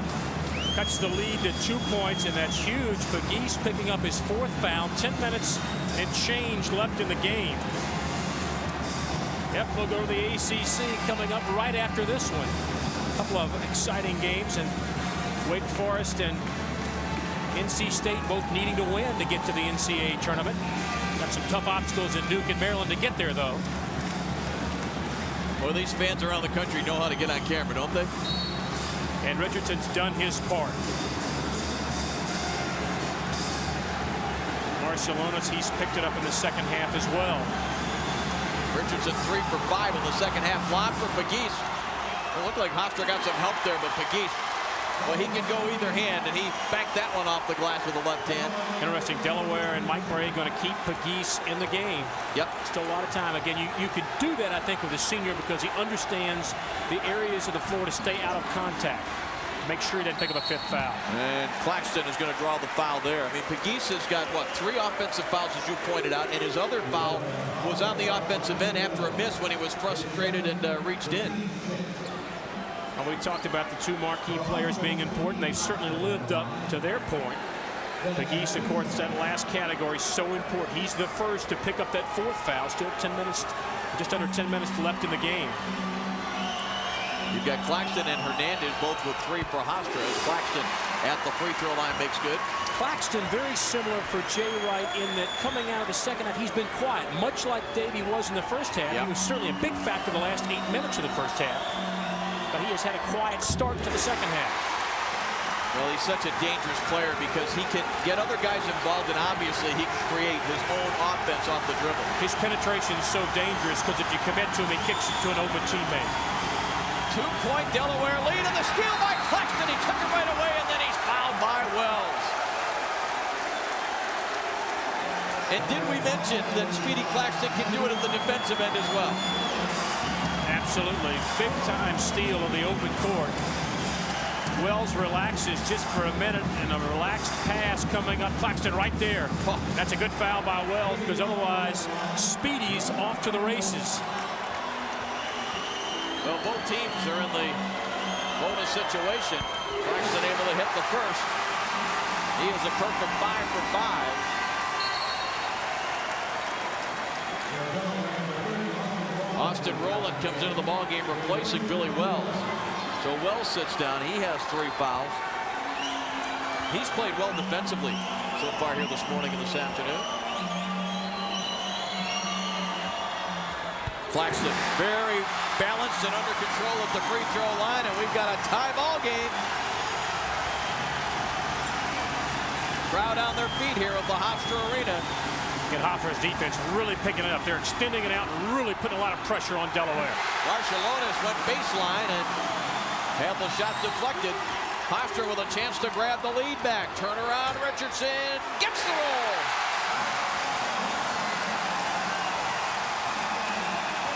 Richardson's using his height advantage, Dave, inside to shoot up and over smaller Delaware defenders.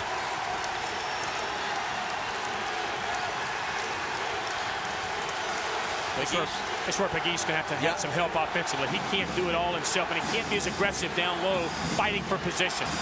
Rowland, long 3, and it was too long, and chased down by Hernandez. Hofstra with a 2-point lead. Richardson, he is feeling it. Oh, is he ever?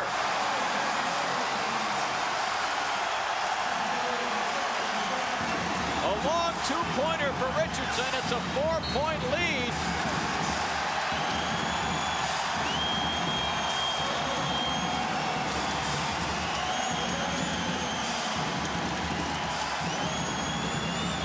It was 49-41 Delaware.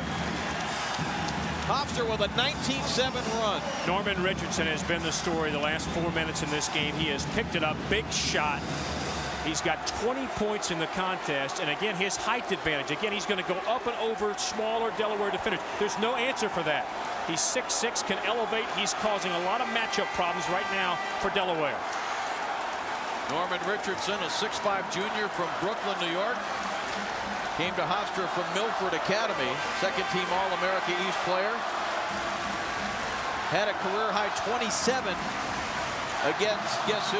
Delaware, back on February the 6th. And that's the game they won at home. We talked about it. When he has a big games, Hofstra rarely loses.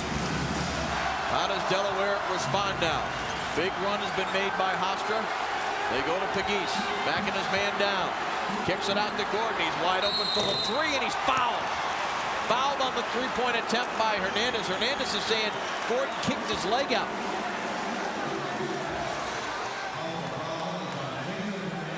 Again, experience really coming up, although Hernandez is a junior. That's exactly what Jay was saying. Yeah. Absolutely knew the shot was off, kicked his leg out, and made sure there was contact. Remember World B3? He was, I think, one of the first guys that was kind of his normal shot, but I'm sure a lot of it was to draw some contact. Well, they called offensive fouls on him for that leg kick, so it was definitely a part of his arsenal. This is like automatic. John Gordon going to the line for a chance to hit the trifecta. Free throws almost identical in terms of the number of attempts. Now Delaware with 17 attempts in the game. Hofstra with a 1-point lead. Claxton with the ball, gets a high screen. When you defend Claxton in the open corner, forget Claxton, it's Richardson's story right now. Wow. He's in 2 of 6 from behind the arc. But an outstanding second half. Take a look at what Delaware is looking at when they're looking toward that basket. And great defense by Gittens fronting Pegues. Although the pass was not a good one. Claxton into the lane. Good defense again by Wells, who's back in the ball game. And here's Juke with it. Juke threw the contact there, and that's a blocking foul. Not much question about that one. Yeah, good call. That time I think Hofstra felt that Juke was going to stop. He didn't. He kept going and forced the contact and comes up with a couple of free throws for his efforts. Actually, that's Walker. Good job by Walker pushing the ball up the floor. No, it is Juke. I'm sorry. Good job by Juke. Push it up the floor, and he's done a good job. Juke unable to take advantage on the front end of the 1-and-1. Now, defensively, when you play against Claxton, you got to do your best to funnel him to defensive help. He does such a good job of getting by you and breaking you down off the defense. And that time, again, there's a great example. Just goes right around rolling. No way to get him to some help coming off that high screen. Communication is so important on screens. You got to get through those screens. Rowland not able to do so. He's late. He's already behind Claxton. That's a dangerous and a scary thought as a defender. Claxton goes right around him. He's got a foul to stop him. You got to either get through it or come on the backside. You risk danger of a guy shooting a three-point shot if you come on the backside of that screen. Claxton's got a pretty good streak going at the free throw line, as you see, since struggling a bit in the first game of the tournament.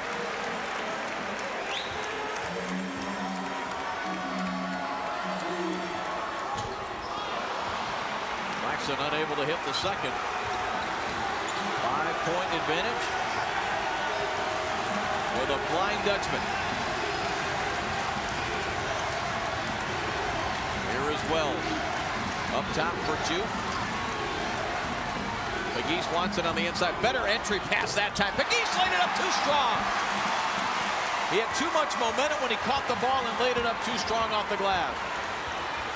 Richardson, I think he just lost it on the spin move. He did.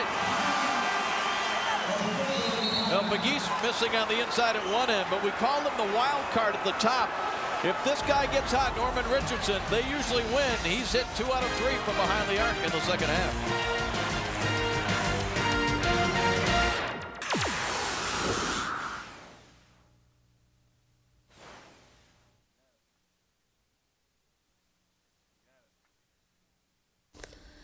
You got it.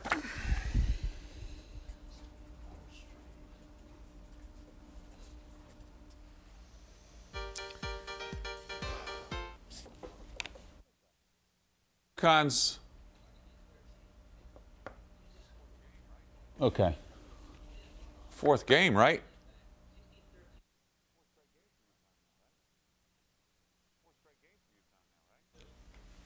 Four straight games for UConn now, right?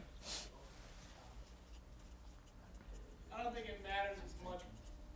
Yes, hi. Chris Williams on ESPN. Good. Did you ever have a live box?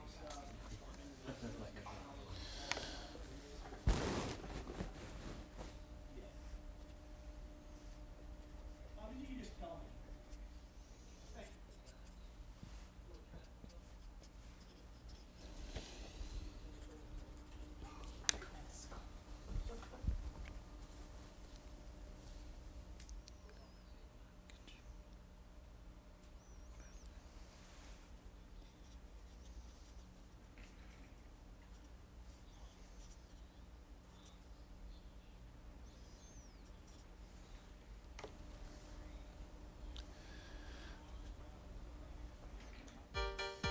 Well, there's still nothing pretty about the Conference USA Championship game, but at least DePaul finally gets the wake-up call here. Bobby Simmons gets the pass from Richardson inside and the foul. 9-2 Blue Demon run back within 2 of Cinderella St. Louis. Guys? All right, Chris, thanks very much. Chris Fowler, he'll be joined by Digger Phelps during the day. Very busy morning, afternoon, and evening in college basketball as championship week winds down.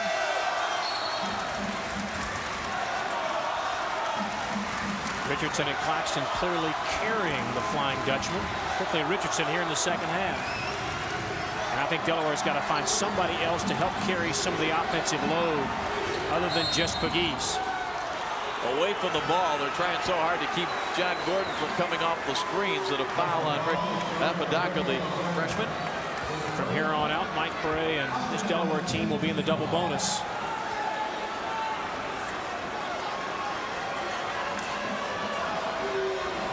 Well, this is the guy you want at the line if you're Mike Bray and the Fighting Blue Hens.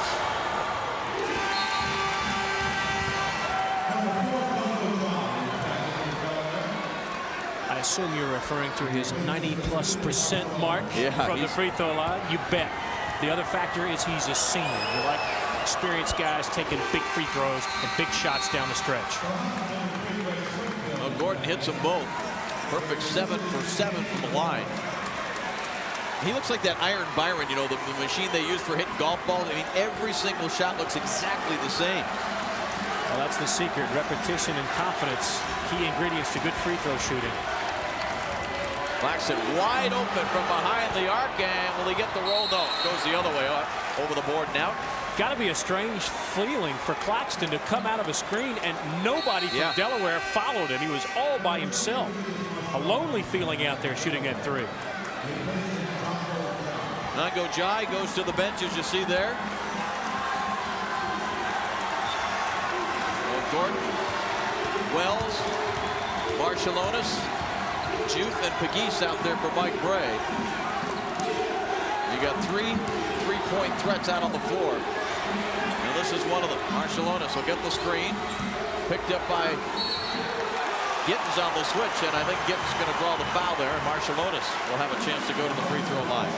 Delaware's got some crafty players. They're creating some fouls. Not a lot of contact. They're ensuring that there is contact and maybe a little demonstrative action once there is. But between Gordon and Marshallonis, both of them know how to create some fouls, and both pretty good free throw shooters when they get to the line.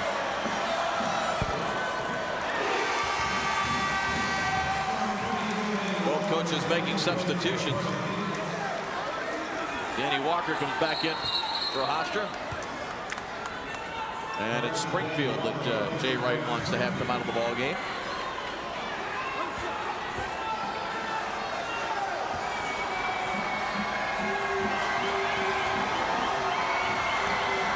Marshallonis perfect on the second one, and now the offense-defense substitution. Marshallonis goes to the bench, and Jai comes back in for his shot-blocking ability at the other end.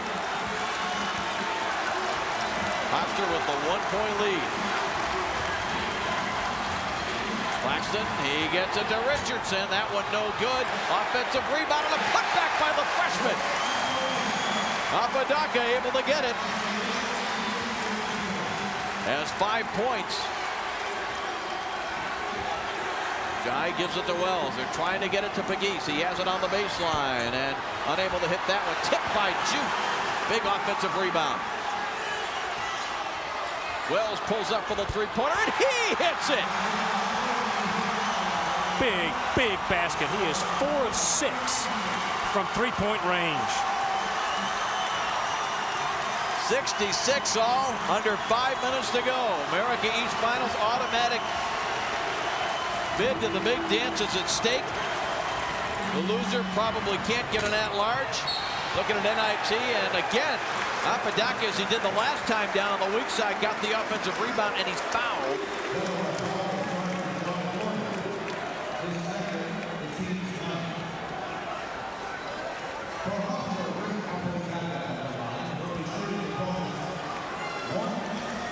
Hernandez set to check back in for the Flying Dutchman. Apodaca unable to hit the free throw, but the long rebound is controlled as Walker got it for the Flying Dutchman and kicks it back to Claxton. Again, if Claxton, you're guarding him in the open court, you got to try your best to funnel him to defensive help, not allow him to get his shoulders by you. Spread offense now, right now. Hofstra using a bit of the shot clock here. They're going to get it down around 10 seconds inside Apodaca. That was a tough shot. He was in traffic, left-hander, and Claxton in the open court got a hand on that ball. Well, you can't lob up anything soft with Claxton out there. He closed that gap in a hurry. It looked like he was nowhere near the ball and came out of nowhere.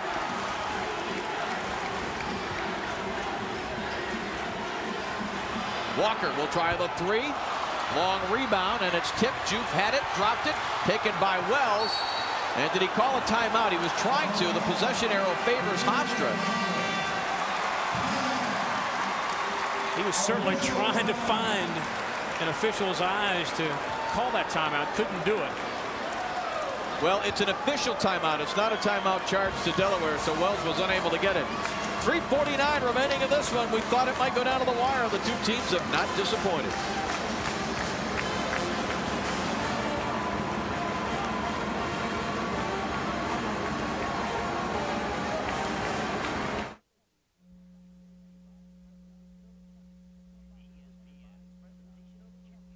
ESPN's presentation of Championship Week is presented by 7-Up and your local 7-Up bottler.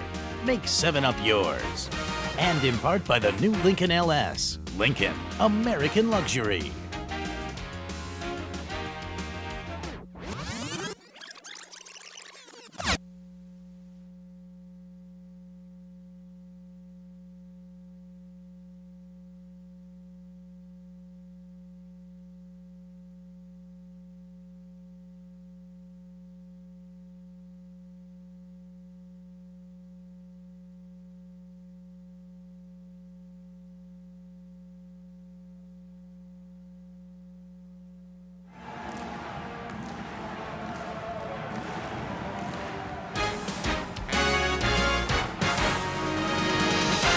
ESPN's presentation of Championship Week is presented by 7-Up and your local 7-Up bottler. Make 7-Up yours. And in part by the new Lincoln LS. Lincoln, American luxury. Welcome back to the Hofstra Arena. Dave Strader along with John Albright. We are tied at 66 here in the finals of the America East Conference Tournament. Norman Richardson has been the story. 17 second-half points for the Flying Dutchman. On the year, he averages just under 16 per game, but he has created some real matchup problems for Delaware outside, inside, and his height is going up and over smaller Delaware defenders. Big factor for Hofstra here in the second half. Those are the numbers on Richardson, who won the MVP award when Hofstra won the ECAC Holiday Festival at Madison Square Garden, one of the great traditions of college basketball. He got the MVP award, went in the locker room afterwards and gave it to Claxton and said, hey, you're the real MVP. Claxton hands it off, and Gittins went for the dunk, and he was fouled.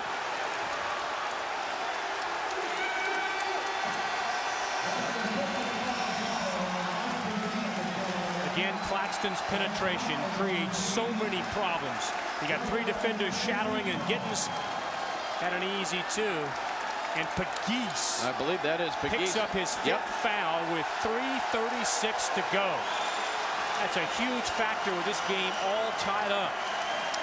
Well, it takes away not only an important offensive option, but now I would think Hofstra, John, can play a little tighter on those three-point shooters when they don't have that two-man game to worry about.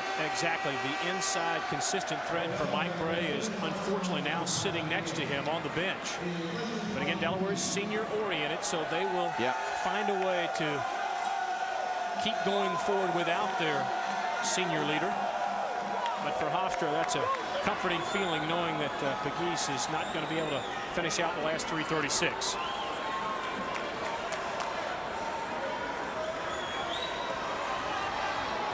Now, what Roberto Gittins has done so far from the free throw line in the tournament, but does that matter at this point when you're in the championship game? 3:36 to go. It's tied up. Rattles the first one in and out.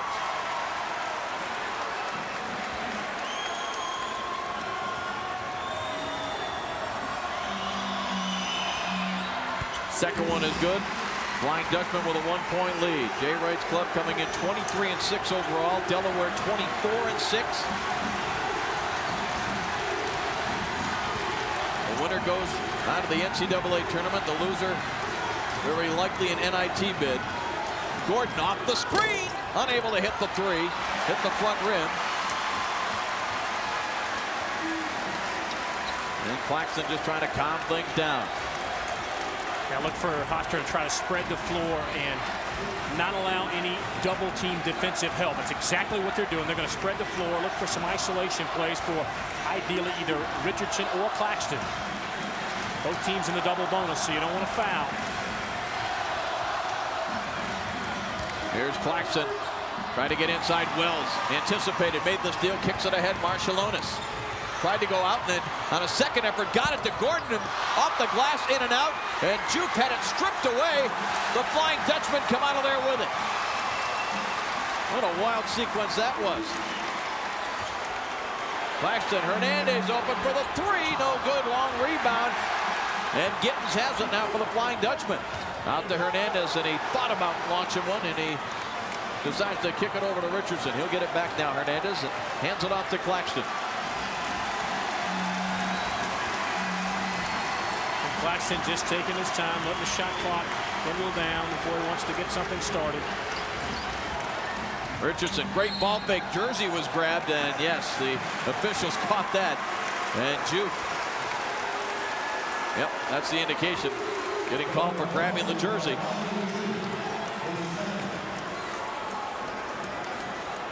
Just the second foul on Juke.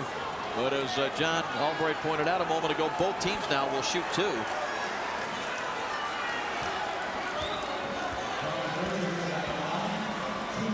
Richardson 3 for 4 so far from the free throw line, leading all scorers with 23 points.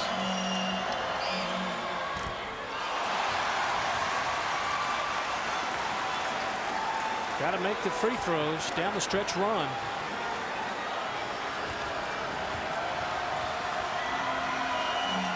%60% on the day for Richardson. Gets the second one to go down. Greg Miller comes into the ball game now. His brother Dan will be playing later for Maryland in the ACC semifinals that follow. Well, Greg Miller, a pretty good shooter in his own right, and an excellent free throw shooter. Marshallonis wants the side cleared out, goes to Wells. Wells pulls up for the three-pointer. He's fouled, and how many times have we seen that here in this ball game? At least the third time a three-point shooter has been fouled.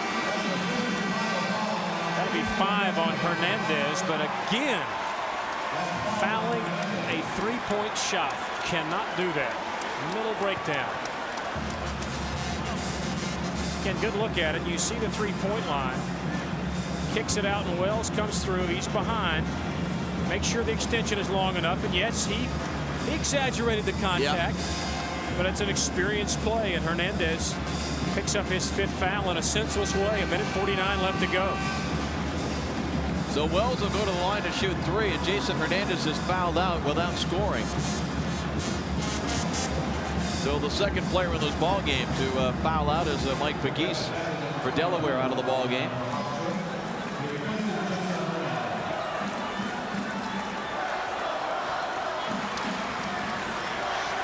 Wells 0 for 2 so far at the free throw line. Has a rather strange setup and delivery on his free throws, but obviously it's worked for him. He was 6 for 6 in the first game, did not go to the line in the second game. Can't get the roll there. And another timeout. They want Wells to think about this a little bit.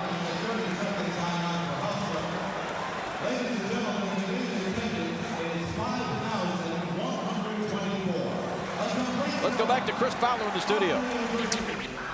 Guys, thank you. Quick update from Conference USA, where they have reached halftime at the Pyramid. Justin Tatum in the lane gets the hook shot. St. Louis trying to win 4 games in 4 days, leading, favored to pause by 7. A reminder, Robert O'Kelly and Wake Forest will take on Duke, the ACC semifinals, when you get done on Long Island. All right, Chris, thanks very much. First Conference USA had a huge shot with Kenny Martin. Yeah. Ended up with the injury in Cincinnati. #1 in the nation going down. Well, we've heard for a lot of the season, a lot of people felt that it's Cincinnati and maybe Stanford and then everybody else. And there's still been a lot of talk, though. It's a wide open field, and it's become even more wide open. Wells, after having some time to think about it, misses the second. Remember, he was fouled on a three-point opportunity. Well, both teams missing some key free throws here in the last couple of minutes.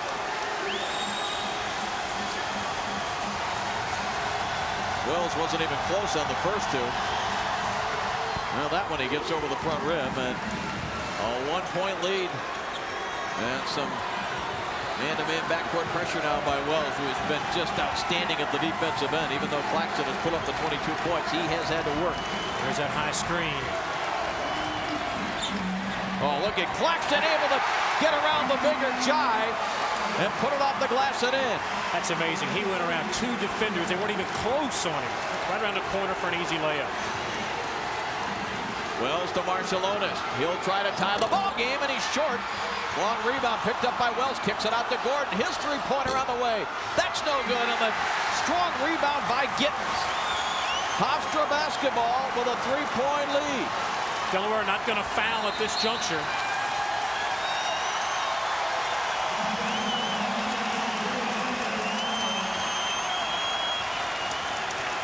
Well, a timeout here as we're getting close to handing it off to Mike Patrick and Dick Vitale, who are standing by to call the first of the 2 ACC semifinal games that'll be seen here on ESPN.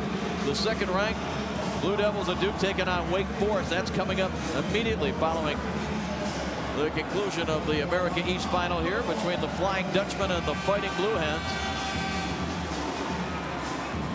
Mike Bray's club has won the last 2 conference championships on their home court. Trying to make it 3 in a row and trying to do it in the much tougher environment here at Hofstra.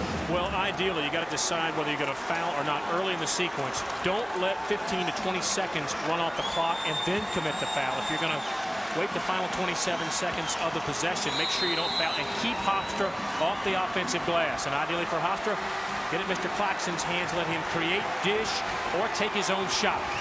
Delaware going to sit back. Well, they've gotten it into the hands of Claxton, and he's letting the clock run down. The high screen from Gittens, again the switch, and again Claxton trying to beat a couple of defenders. Passes off inside. Walker lays it in. Danny Walker with a huge basket, and it's a 5-point Hofstra lead. Wells with a pump fake and did not draw iron on that.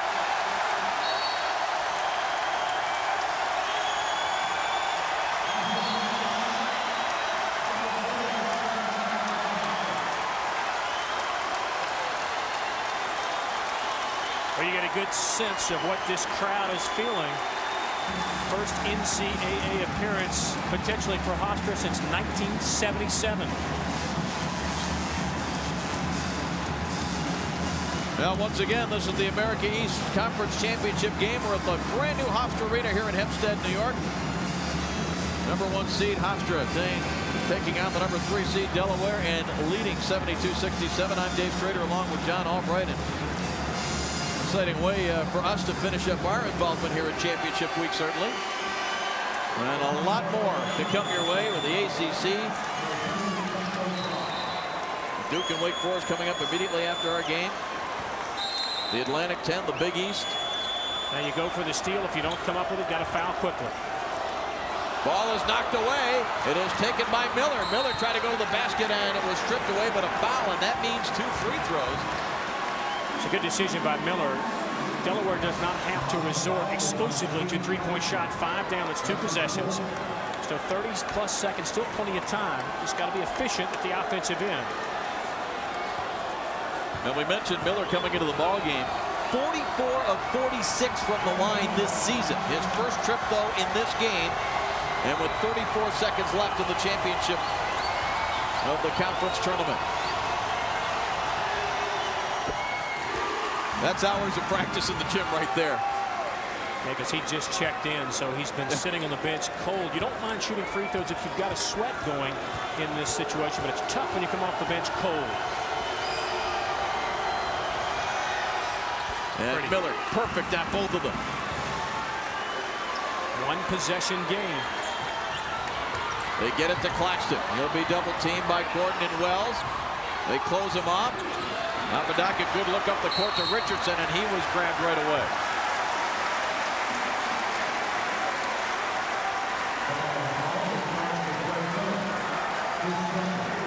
Now Delaware did the smart thing. They went for the steal, didn't get it. They fouled as soon as the ball got over midcourt. And you still got plenty of time. 27 seconds plus in the game, so you're going to have a couple of possessions.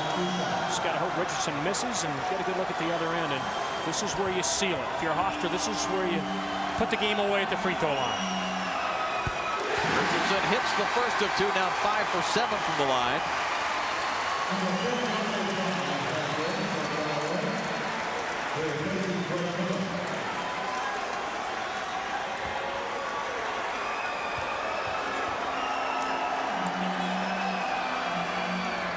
And Richardson perfect on both free throws. Back to a 5-point game. Wells. They've got a timeout. Jay Wright clearly signaled timeout. Okay. No doubt about it. And Mike Bray immediately looking over at the table saying, let's check the time and let's check back in with Chris Fowler. Chris? All right, guys, stuff going on all over the place. Down in Atlanta, the SEC tournament where South Carolina is the real Cinderella there. They gave Auburn a tough game in the regular season. They are hanging tough in this semifinal game, leading the Tigers, who don't have Chris Porter, remember, by 6 points. Shane Battier and Duke set to battle Wake Forest in the ACC semis after we're done in the American East. Dave, John? All right, Chris, thanks very much. Action going on all over the country, and we've got all the coverage for you. And still Mike Bray with 27.3 seconds. Trying to make his players believe, and they should. I mean, we've seen some strange things happen during championship week. Again, with 27.3 seconds, I don't think that Delaware has to force a three-point shot. Right. The first good look that they get is the one they need to take. And ideally, if you can get some penetration, a chance to create a foul if you don't have an open look, that's what you're looking for. Barcelonas pushes it up. Going left all the way. Kicks it way out to Wells. Wells forcing a three-pointer. Rattles around, hits the front iron, no good. On the rebound, belongs to Hofstra. Claxton has the ball. He's killing off some time. They tried to grab him and they missed him. Claxton, the senior, is going to get his first trip to the NCAA tournament. There's a foul with 5.8 seconds.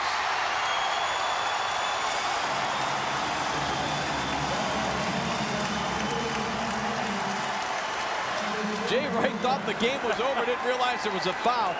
It's been interesting to read the quotes of Jay Wright. He's been talking all week about, especially at the mid-major level, you can't erase everything you've accomplished in a program like ours if you happen to lose one ball game at the end, because the postseason is a one-game crapshoot. We've accomplished a lot in our program, says Jay Wright, win or lose, but guess what?